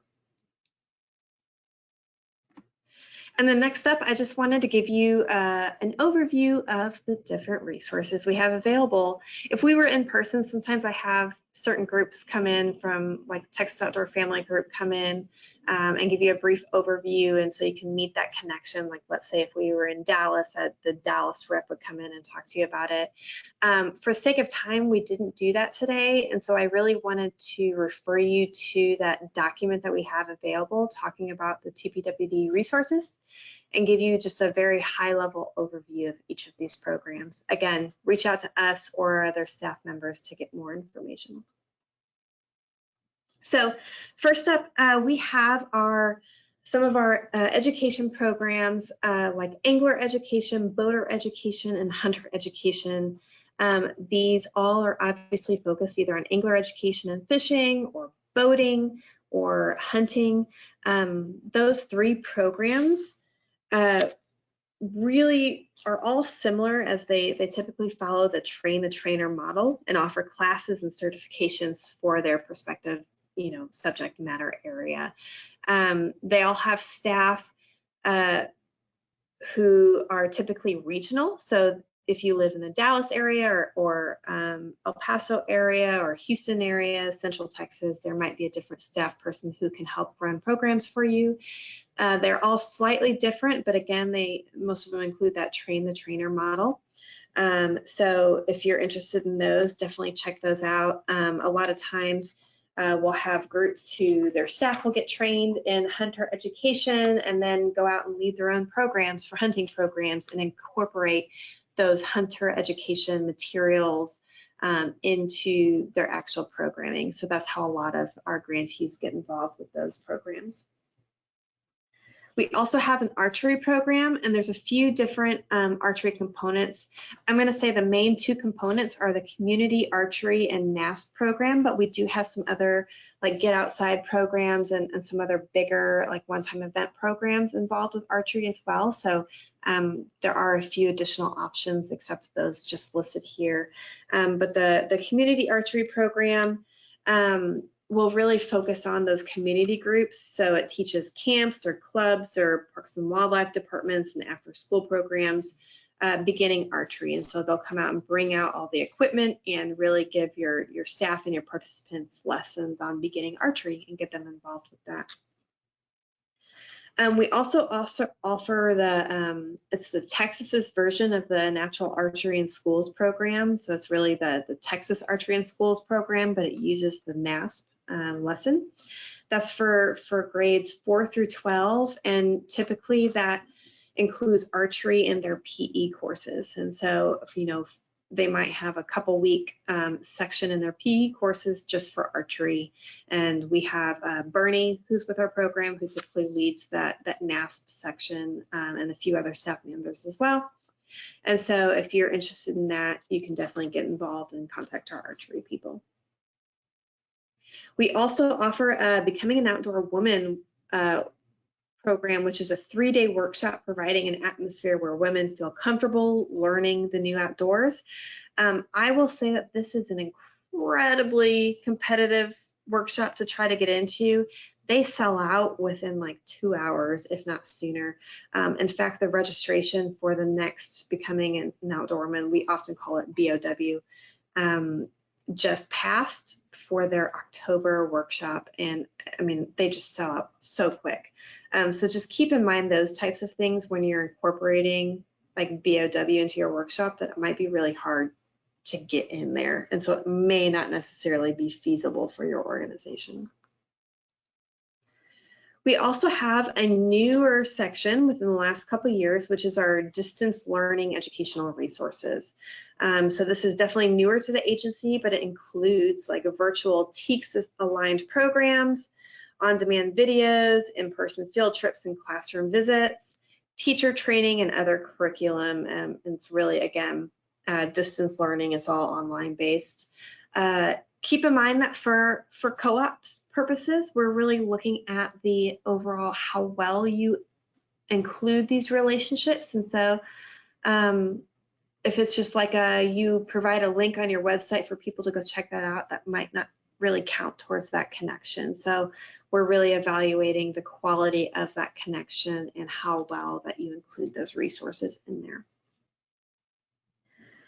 We also have the Project Wild series, which is a suite of programs for K through 12 focusing on environmental and conservation education. So they also offer hands-on workshops for formal and informal education professionals. And it includes, there's 3 different programs that are included there, Project Wild, Aquatic Wild, and Growing Up Wild, that all counts in the Project Wild series. Kiki is the person who runs that program. She's really fantastic. She's an educator, past educator, and she really works with a lot of different teachers and other both formal and informal people to get them trained up on Project Wild. They really offer, or they tap into volunteers who get trained on certain things and then can go out and lead certain lessons for Project Wild. There's a whole book that includes the Project Wild lessons. And so, you know, for instance, if you wanted to incorporate Project Wild, you can include in your co-op budget a line item to purchase some of those Project Wild materials. We also have our Texas State Park Ambassador Program, which connects young adults with recreational, volunteer, and conservation opportunities at state parks. So these ambassadors attend leadership trainings with our agency and then complete like 3 engaging outdoor projects, all to raise awareness about their park and inspire their peers to get engaged with that park. It's also a somewhat newer program within the agency and really taps into that younger crowd of getting them involved. It's a great way for young people to kind of build camaraderie and work with people around their age to really get that outreach and that excitement over state parks happening. So it's a really, really cool program. We also have our Texas Aquatic Science Program, which is a free comprehensive aquatic science curriculum for middle and high school students. It includes an online student textbook, teacher guide, videos, and supplemental materials, and includes certified field sites that you can actually bring your participants out to for field investigations. So there's certified field sites all around the state of Texas. So definitely check those out. And it's a really cool program for aquatic science. We also have our Texas Buffalo Soldiers program, which bridges connections between history and the outdoors through Buffalo Soldier costumes, games, fishing with cane poles, tracking animals, and there's just so much more included in this program. It's a really cool historical program. I mean, the staff is really incredible. They get really into their lessons. The staff and volunteers will get all dressed up in their costumes for that time period and really talk about you know, who the Buffalo Soldiers were and what they did in the state of Texas and what their daily lives were. So definitely a very cool program. They will come out and do programs for your particular group, but I will say that you really have to book them well in advance. They have a small staff and a huge service area and can only do a certain amount of events.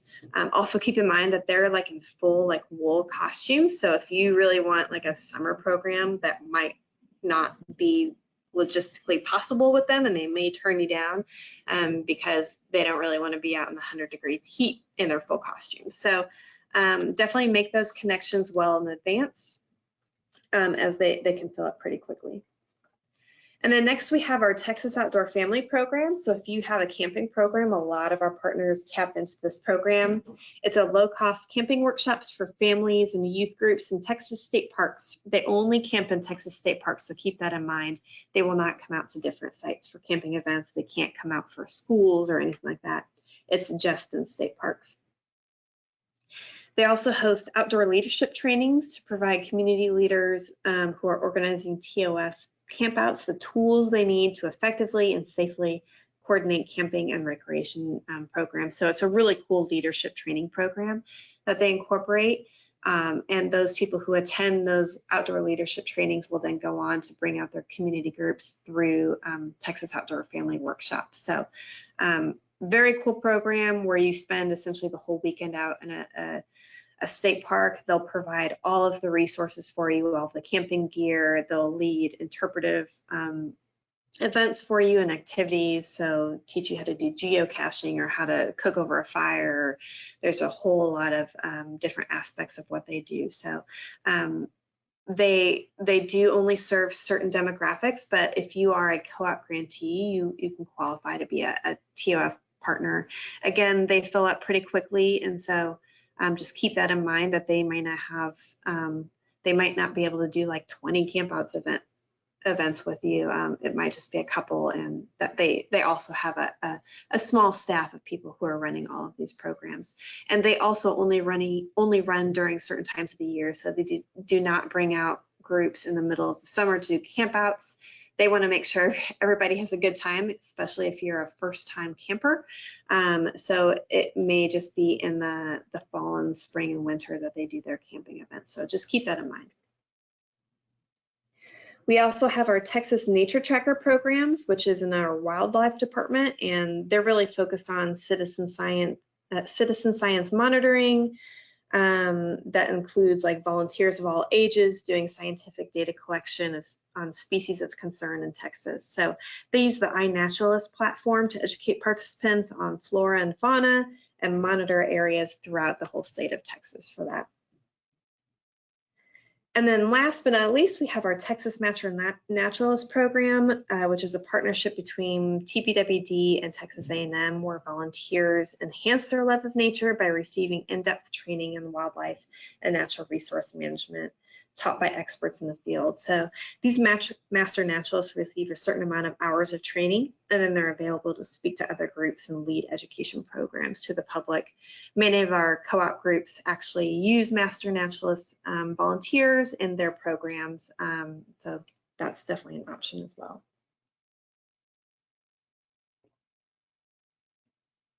So I apologize, that was a lot of me giving you a lot of information all at one time.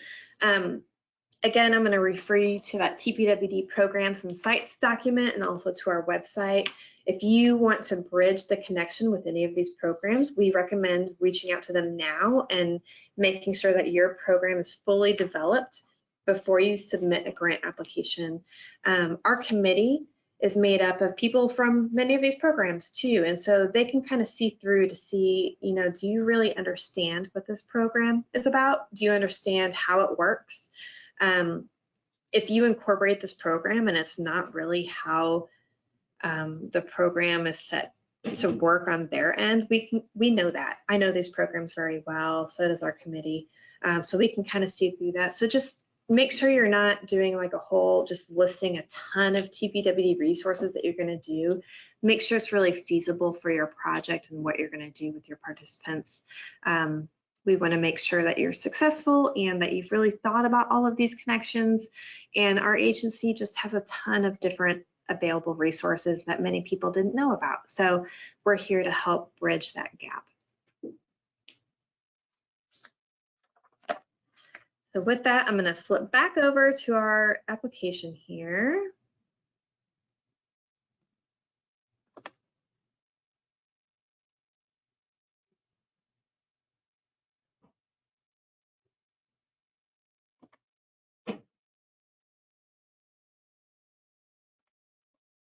All right, now the application should be back up. So we talked about the SMART goals, the narrative, that relationship with TPWD. One last thing I wanted to mention about that relationship is that if that relationship is you working with a TPWD staff member who is committed to let's say a biologist coming out and writing a program for you, we would like you to upload that commitment letter from that TPWD personnel. So the main reason we do this is we don't want you just listing a whole bunch of TPWD personnel that you're going to work with, but you haven't actually bridged those connections and got that commitment from that staff person. Our staff people are very, very busy, and they may not have the time to come out and educate your people, or there's a lot of staff turnover within our agency. So just kind of keep that in mind. And so just for the personnel part of that, we want you to include that commitment letter. If you're working with a certain program or going to be visiting a state park or something like that, you do not need any sort of commitment letter there. It's really just if your connection is, let's say, working with a master naturalist or having a biologist come out and give a talk with you, or having a game warden come out and talk about their careers, then we want you to include that commitment letter there. And you can just upload it directly in the system. Next, we'll go on to the proposed project details portion, and this is the last big meat of the application. And so there's a timeline section here. Again, all events must take place between March 1 of 2022 and September 1 of 2023. If there are any events outside of that area, they will be disallowed from your project, and your scoring may hurt a little bit because of that. Again, you are not allowed to host a special event such as like an Earth Day festival, any other festivals or competitions that are open to the general public. It has to go back to the demographics that are involved with there. So if we see those, we might disallow them. If you have a group of people that you're working with and you're going to attend somebody else's like Earth Day event, that's fine. Just we don't want you to host your own. You can include a range of dates here, so or you can include something as vague as like spring of 2022 or something like that as your date, because we know that you might not have specific dates here, but if you know your dates, by all means, go ahead and put them in. We do want you to be as specific as possible, but we understand that you might not know something like a year and a half out from now. If you have an after-school program, you don't have to list every single date of that after-school program. You could have a range of dates, so it could just say like the spring semester, or January through May we're going to be offering this program. If you have a summer camp, again, you don't have to include every day of the summer camp. You can just say that it'll take place in June at this site, and here's the type of activities that are going to be included in those summer dates, in that summer camp. Again, we want to make sure that everything you talked about in the narrative is also listed in your timeline. We're looking for consistency, so make sure that what's listed in your timeline is both feasible and it aligns with the rest of your application. That's where a lot of people really hurt in this section. And then if you have a program that is like a summer camp, or is like a field trip where you're having people come out to your site for a field trip and you run the same type of program over and over again, we want you to include a program itinerary. So if you have a field trip site where people are coming out and it's a half-day program, we want you to upload an itinerary which kind of shows us like what the breakout of, they arrive at 9 o'clock, we do this activity for an hour, there's a break, we do this other activity, and then they leave at noon. Go ahead and include that program itinerary. If you're running a summer camp, again, include a program itinerary of what you're including there. If you're running a summer camp, it's also important to include, like, are we supporting your entire summer camp or just certain parts of the summer camp? Kind of be specific in your narrative talking about all of that. At this point, before we get into participants, I want to take a break and look at the questions just to answer some of the questions that you may have. And so bear with me for 1 second as I look at that.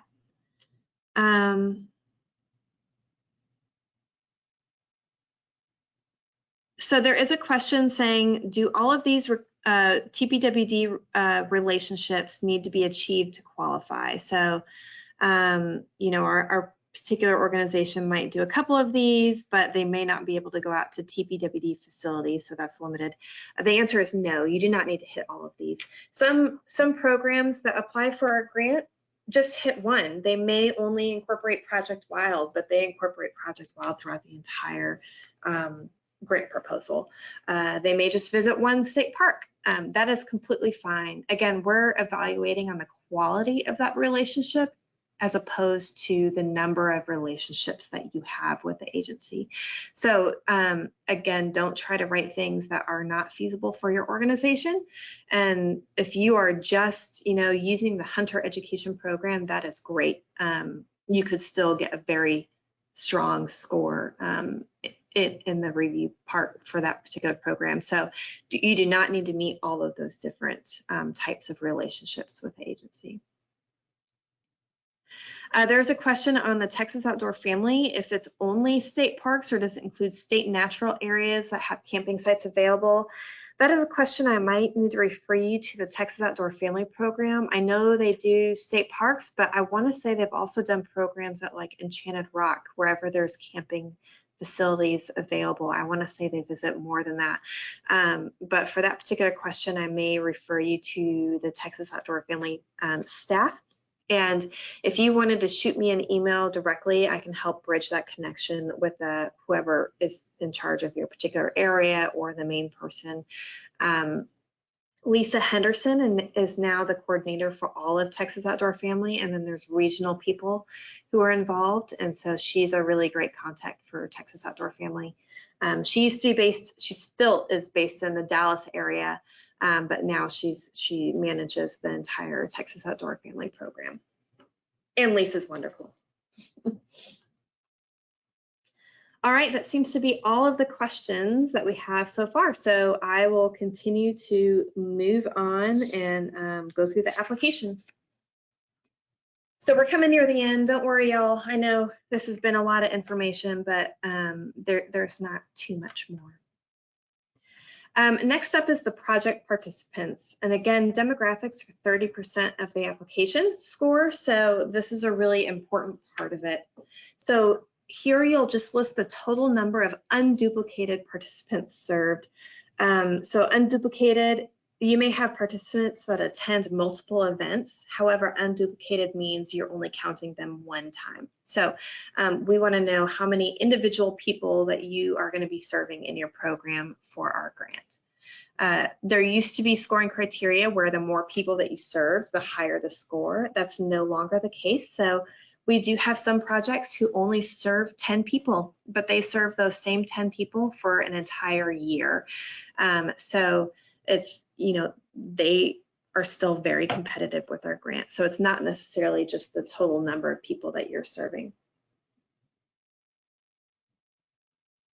We also want you to include in the application how you calculated that participant number. So again, if you have different components like an after school program plus a summer camp, then explain that, you know, 50 people are in the summer camp and 100 people are in the after school program, something like that. Excuse me. And then next up, we want you to break out the participant demographics. This is an area where most people have a lot of questions, and people's programs tend to be pretty specific. And so I will, if there's any specific questions, I will email you directly. If you have a question in there about your particular program, I'll email you offline, or just feel free to shoot me an email or give me a call and I can walk you through your particular organization's question. But out of the total percent of people that you're serving, you'll want to list how many people of those are minority, female, low income, or individuals with a disability. Excuse me. I will say that one person could fit into multiple demographics. So you may have somebody who is female and also low income and also has a disability, and that person will count in all of these sections. So just keep that in mind. You'll also want to include how you calculated that number and assurances that that percent will be served. And so if you leave that whole section blank for the assurances part of it, we may not give you credit because we may not fully understand how you calculated that. So the best data to use for this section is past programming if you collected it and if you had past programming data. So if you've run this program or similar programs in the past that will serve a similar demographic than what you plan to serve with our project, then go ahead and include the numbers that you had for that past programming. That's going to be high assurances that you're going to be able to serve that demographic. A really big part of this is keep in mind that we do not accept general census data. So general city or county data here, census data, demographics for, let's say, you know, the city of Brownsville is a certain demographic.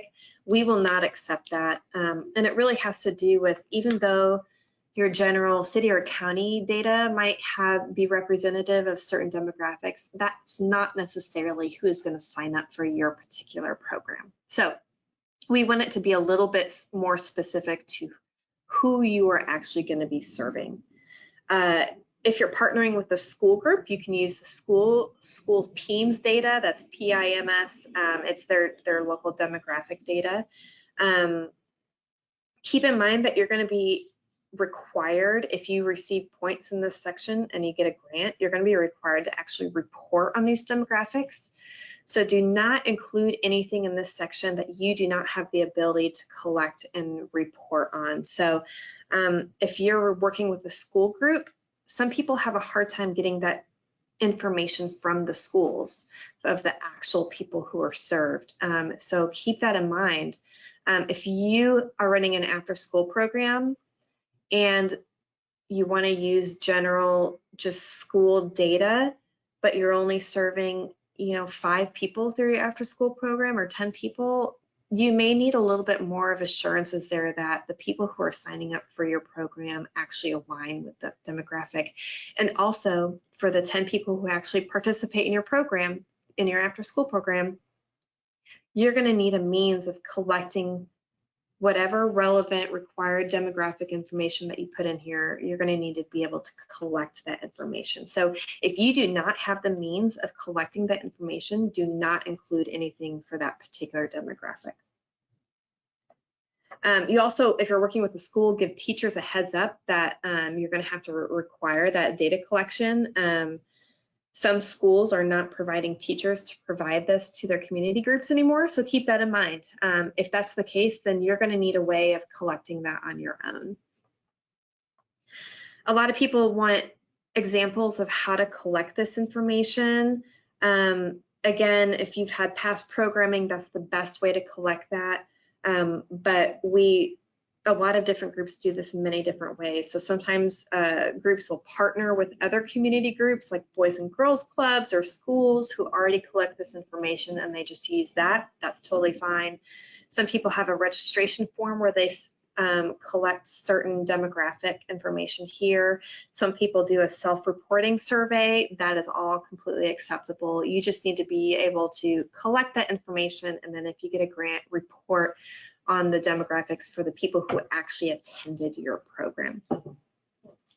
Again, you do not need to put percentages for all 4 of these demographics. If you are only serving individuals with a disability, then you will only include demographics for that section. That is A-okay. We have many groups who only serve one of these demographics. On the back end, our scoring is really set up on a scale. So the more the higher the percentage for a certain demographic might score more than somebody serving 40% or 50% of that demographic. So somebody serving 100% female may serve maybe a little bit more competitive than somebody serving 50% female. But again, I want to stress that you do not need to include all 4 of these demographics to get a grant. Most people do not.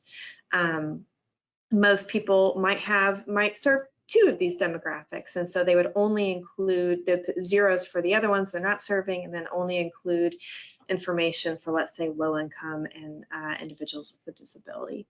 Individuals with a disability too, if there's a caregiver in there that's required for the event, a lot of times these are family members too, they count towards that. We don't want to penalize you for needing to have 1 or 2 people there for each person as a caregiver, especially with that particular demographic. So count them as that particular demographic.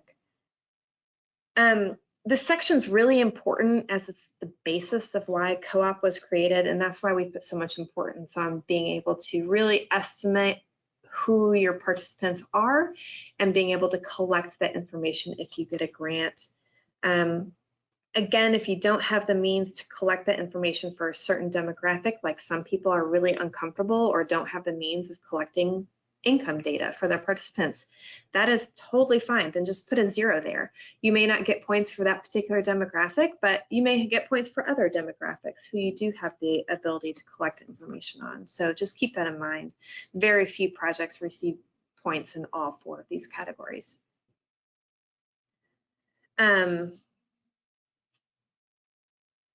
If partnering for participants, there's also a section below where you can include a letter from that partnering organization saying, yes, we're working with this Boys and Girls Club. It's not a requirement, but it can definitely help with the assurances on our end to make sure that, hey, you already have these partnerships in place for your participants. Let's see, the biggest number of questions we get is really on this section. So we really encourage you to reach out if you have any questions on like, this is how I report, or this is how I'm estimating it. Is that feasible? Is that, would that, you know, align with what you're thinking? So don't be afraid to reach out to us. In this section, you'll also say, do you currently track the requested demographics? If you don't, then we want you, there's another window that will pop up that will say, well, will you track this information moving forward, and how will you track that information?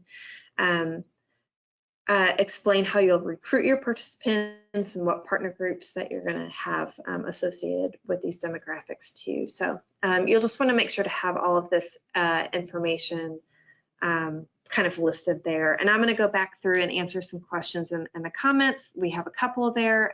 Again, a lot of questions tend to pop up with the demographics part. So somebody's asking, if my group is all female, am I likely to receive a grant regardless of race? We have many projects who their only demographic listed here and they're required to serve is female, that we have many groups just like that. And so yes, you would still be competitive. Again, we're looking at a number of different areas here, and if you're only serving 100% female, you're still serving our target demographics, and so you still would be competitive for this grant program. So somebody's asking, what if we don't collect demographic info for past programs and aren't sure how to collect that for this particular application? Projects like that tend to have a little bit of a harder time here, and what we typically say is you'll just need some sort of way to estimate these, whether that's different partner groups that you're going to be working with, if it's schools or Boys and Girls Club or somebody who already collects that information and that's who you're serving. That's one way for that information, but we will need some sort of assurances that you know your target audience. So if you've never collected that in the past, it can definitely be a little bit harder, but maybe you've known, maybe your program is only for females, so you know that 100% of your audience is going to be female. It's definitely a little bit harder for programs who are their new programs or they've never collected that information in the past. Some ideas are, again, working with different community groups who already collect this information, or some people will do like a pilot program before they apply for a co-op grant and say, we ran this one like pilot event and here were our demographics, so that's what we're basing our estimates on. Some people, if you're pulling from participants that you've already served in other programs within your agency, maybe you can use those programs because that's where your participant numbers are coming from. It all just kind of depends. And again, maybe that's a question where we can talk offline on your particular case, and I might have some suggestions that you can use. Learning disabilities, there is a question of if learning disabilities is included in the disability section, and absolutely. It's really important to know that we are very inclusive in the individuals with a disability demographic, and so that includes learning disabilities, behaviors, developmental disabilities, physical disabilities, mental disabilities. It's very inclusive. If you have participants who have ADD, ADHD, dyslexia, that's all included in there. So it's a very broad term that we use. But again, if you're claiming that demographic, just make sure that you have the means to collect information for who serves in that particular demographic.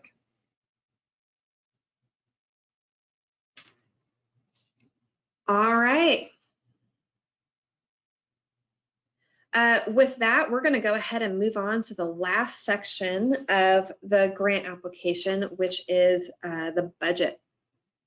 The budget can take a little bit of time, so just keep that in mind.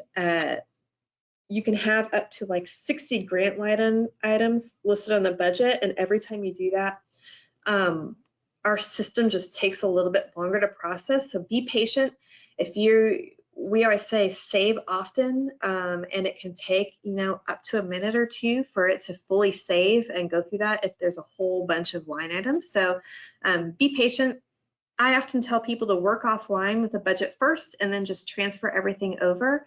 There is a sample budget and a blank budget template in this narrative section here. So when you go into the Argo resources section or in the application, there's a link to them. We do have a blank budget template, so you could work offline and then just copy everything over. Or you could see an example budget of how other projects have submitted their budget. Please refer to page 9 through 12 in the program guidance for allowed and disallowed expenses. There we really break down what you can and cannot ask for. It's really important because if you include disallowed expenses in your budget, we will not give you the opportunity to replace those disallowed items with a different allowed items. Instead, if you're awarded, we will just deduct that amount from your request. So it's really important up front to make sure that you have understood what is allowed and what's disallowed. So review those items and make sure that everything is eligible through our program. All personnel must be directly related to the project and should be included in the key personnel section of the application as well. Also keep in mind that if you include personnel in here, timesheets will be required on the back end. So in order to get reimbursed for those expenses, everybody will need to have a timesheet. For something like travel, we require to use the federal mileage rate, and that's what we reimburse you on. And again, some of those things I mentioned earlier in the eligible items, that's really what we're looking at. So what you'll do is include each individual line item under whatever section it is, whether that's personnel, food, fees, supplies, service project. You'll break it down into that section. You'll include the number of units and the cost per unit, and that will automatically calculate to be the total cost for that program. So let's say if you have a personnel and they are making $20 an hour and they are going to be working 50 hours towards that project, just make sure to put 50 hours as the number of units, $20 an hour, then it'll calculate as your total cost. And then from there, you'll need to break down how much is a grantee cost and how much is a TPWD cost. So to go back and answer some of the questions from the chat, match is not required for co-op. We are, I think, the only program in our working group who does not require a match component. In the past with co-op grants, there has been a sponsor contribution section where you could get some competitive points if you provided sponsor contribution. We no longer have that component either. If you list sponsor contribution here, we'll actually, you will not be required to report on that sponsor contribution if you get a grant. So just keep that in mind. If you want to include your sponsor costs in this budget, just to say, hey, look, we have all these different things, by all means, go ahead and do it. That's encouraged. But you do not have to include all of your sponsor costs. You could just include the cost that you want TPWD to cover through this grant. But the biggest thing is once you have the units and the cost per unit, you'll want to include a dollar amount in the grantee cost column and a dollar amount in the TPWD cost column. You'll want to make sure that whatever dollar amounts you include in that grantee cost or TPWD cost columns add up to the total cost. If you do not, you will actually get an error message that says the grantee cost plus TPWD cost does not equal total project cost, and you won't be able to submit if you have those errors in there. So just go back through and make sure that all of those things actually add up correctly. If you do get an error, it will not tell you exactly which line item is wrong, but it'll tell you the section. So it'll tell you, like, in the personnel section, you have an error, or in the food and travel section, there's an error. And then you can just go back and make sure that everything adds up correctly. That's why we say this budget can take a little bit longer, so plan plenty of time here in order to make sure that you can do all of that. For simplicity reasons, under supplies, if you have, like, let's say you're running a kayaking program or a rock climbing section, you do not need to list every individual expense, like kayaks and paddles and PFDs and all of that. Same goes with like camping equipment. You do not need to list like batteries and flashlights and all of that. You can do a general rock climbing supplies line item, or a kayaking and related supplies line item, or a camping supplies line item, and that can be your coverall for all of those events or all of those items. The only thing we do not want you to do is a general program supplies line item. That's a little bit too broad. We want to make sure it's a little bit more specific, like hunting supplies or rock climbing supplies or something like that. And then in the budget summary section at the bottom, you can give us a brief explanation of, if you included rock climbing supplies, then the types of things that are included there are harnesses and carabiners and helmets and all of that. You can just explain down there what's included in there. Again, the sponsor contribution is not required, but you're definitely welcome to put it in here. In reality, if you do get a grant, we actually go back in and remove the sponsor contributions so that you are not legally required to report on the sponsor contribution. It makes it easier on our end for auditing and on your end, so you don't have to provide backup documentation for your sponsor contribution. Make sure that the total TPWD cost is between $5,000 and $60,000. If not, you will not be able to submit the application. It needs to be between those amounts to be submitted. Again, I encourage you to save often on this form. Our system will time out. I can't remember the exact time, if it's like 15 or 20 minutes, it might be a little bit longer, but it will time out, and if it times out, it does not automatically save that information. So make sure you save often. In the top right corner of the application, there's a save button. Hit that often. That's why I often recommend writing the application in like a Word document, or doing the budget in an Excel document and then copying and pasting it over. Be patient when you're hitting the save button. It can take, maybe 30 seconds or a minute, minute and a half to load. Do not refresh during that time because you could lose some of your data. Just be patient, wait it out. It will load. Again, there's a sample budget for you to include if you have any questions. If you have any questions on if certain things are allowed, just go ahead and contact one of the grant staff. We can help you out.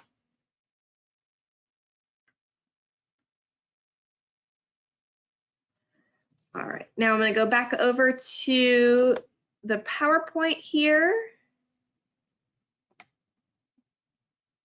And we just have a couple last minute things and some tips that we wanted to give you. As a reminder, the applications are open now. The application is hard deadline of November 1 at 5 p.m. Grant awards will be announced on March 1st, that morning. And whether you get a grant or whether you don't get a grant, we will send you a notification either way. The notifications are sent to whoever is listed as a contact. So whoever has an account in the system, it's automatically listed or distributed to whoever's signed up as a member in your organization in the account. If you are awarded a grant, there'll be a grant management workshop in late March, and all activities will need to take place between March 1 of 2022 through September 1 of 2023. A few resources available. Again, this webinar is recorded in the Argo account where you'll be submitting your application. There is a whole bunch of resources available. There's co-op resources that are specific to the application, but we also have a series of a quick start user guide resources, which will walk you through creating a user account or walk you through starting an application or submitting your application. There's all sorts of different training materials in there. So if you have any questions, by all means, we can help you out. We also have Blake Powers with us, which is our system analyst. He is fantastic, and he will help walk you through the process of setting up an account, He spends a lot of his time on the phone with people, walking them through how to create an account and how to use the system. So if you have any questions, he is definitely available, or you can just email me and I can help you out, or send you to Blake. We also have all sorts of program guidance and technical guidance. Again, we're not a foundation. We want you to ask us questions to help make sure you have the most competitive grant proposal. So we are really here to help you out. So don't, again, make sure you plan early because we can get pretty busy, especially that last week before the deadline, but we really want to help you out. And then a few just general tips for submitting a grant application. Again, consistency is always key. Be consistent throughout all the different sections of your application. It really helps the reviewers to understand what you're talking about. Plan conservatively. Whatever you put in your grant application, we're going to hold you to that. We understand that certain things might change. You know, weather happens. You might visit a different park. You may have different partners come on board, but we're going to hold you to serving the audience and doing the roughly, you know, what you said you're going to do. We're going to hold you to that. So plan conservatively and do not plan for your pie in the sky group. Plan for what you realistically think are going to be able to do during the grant period. Also, don't modify your program just to get points for this. We can usually see through that, and in the implementation part, it's usually really difficult because that's just not what your program was built for, and so you may have a little bit of a harder time. Also, have someone else review your application. It always helps to have that outside feedback. We cannot review that for you, so please don't ask. But it's really helpful to have somebody give you an extra eye on that application and give you some recommendations like this doesn't make sense or this is really good. Start early, reach out to staff for guidance. Again, this is not a really quick application. It's a little bit lengthy, so start early. There are no exceptions for accepting applications after the 5 p.m. on November 1 deadline. So just make sure to start early. If you wanted to submit today, by all means, go ahead. You are available to do that, and you don't have to worry about anything between now and the deadline. So with that, I have a couple of last reminders. Once you've completed your application, it's all saved and everything is complete. You don't have any error checks or anything. It says you've completed all of the different areas. Make sure to hover over what we call the status change link. It's near the top of the application, and change that to submit. Your application will actually not be submitted to us until you have status changed it to submit. Once you status change it, you will receive an email confirmation saying that it's been received. Oftentimes this can go to your spam or clutter folder, so keep that in mind.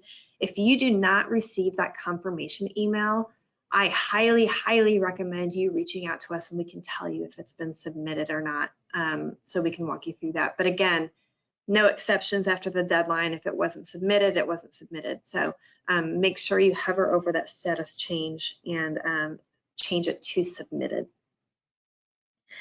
Again, start now. It's never too early. Get those partners in place. Make sure your program is fully developed. The system may slow down in the last couple days before the application because everybody's trying to work in it and cram on it.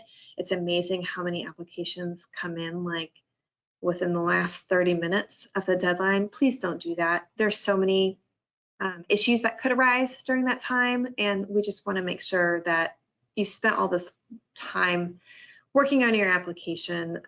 Try to submit early in case anything pops up at the end.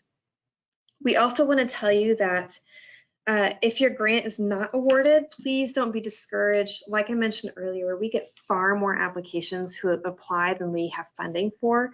A lot of people don't get in on their first time applying for an application. It's not a reflection on the quality of your program, as we receive far more applications each year than we can fund. So we typically go at the highest scoring application and go down that list until all of the money has been expended. If you have not been funded this year, you will have the opportunity to request an application critique. And so you'll request that critique, and we'll actually tell you what your final score was and some areas that could be improved. So like you scored lower in this area and here's why.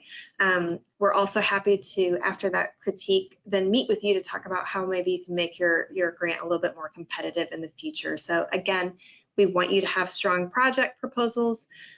You're competing against everybody else. So maybe you're just in a year where we had a ton of really strong applications. So on a normal year, you wouldn't have, you would have been funded, but that particular year it was really competitive, so you weren't. So again, it's not a reflection of your particular program. Try again the next year, get a critique, talk with us. We're going to help you out. We are expecting this year to be pretty competitive. We don't have any applications that have been submitted yet, so we don't know that for sure, but because we have limited funds last year, a lot of people who couldn't get in the last year or two are probably going to be applying this year. So it's going to be a pretty competitive year that we're forecasting. Last, I'm going to go and answer, if you have any questions, go ahead and include them in the question part. Again, we recommend reaching out to us if you have any questions specific to your program, but I'll go back now and answer any of the questions that I can help you out with. So,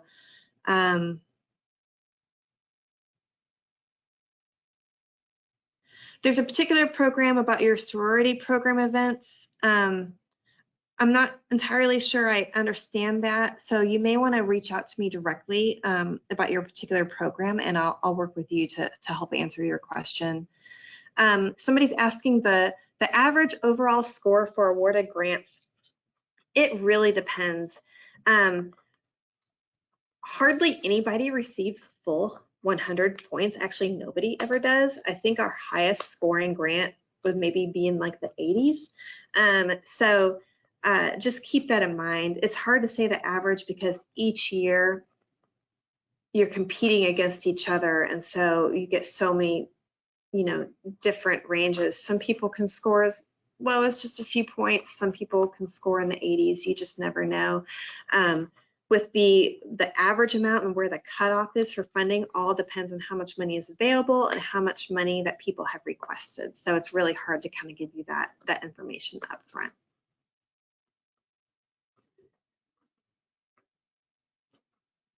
Somebody's asking if the grant is mostly for youth as opposed to family events such as outdoor family camping. Absolutely not. In fact, our demographic scoring is just based on those 4 primary demographics of minority, female, low income, and individuals with a disability. So it's not specifically just tied for youth. Naturally, we have a lot of youth programs who sign up for it, but we have a lot of family camping programs. We have a lot of programs based on, you know, bringing whole families out, and that's great. So no, there's no particular skew towards one type of program versus the other. Again, we're really looking at the overall impact to participants. All right, I am not seeing many more questions, and I've already tied you up for 2.5 hours. I really appreciate all of your time. I know this was a lot of being talked at, and you're probably so sick of hearing my voice. But again, we're here to help you out. We want to wish everybody the best of luck with your application. We're here to help you out. Please don't hesitate to reach out. You're probably going to get to know Jessica and myself pretty well. We appreciate everybody who's applied to the grant and who's applying to the grant again. My favorite part of the job is just working with all of you to help both manage and apply for a grant. So our information, both Jessica and myself, are listed here. It's also listed on the website and in the Argo account where you'll be submitting your application. So don't hesitate to reach out to us. If you're realizing that this program is really not a good fit for you, but some of our other construction programs are, for let's say like the local parks program or trails grant program, contact me and I can help put you in contact with that particular manager for that program. Other than that, plan ahead, plan wisely, and I really appreciate your time and the best of luck to all of you. So with that, we're going to be ending this webinar, and we look forward to hearing about all of your different grant programs. So thank you all.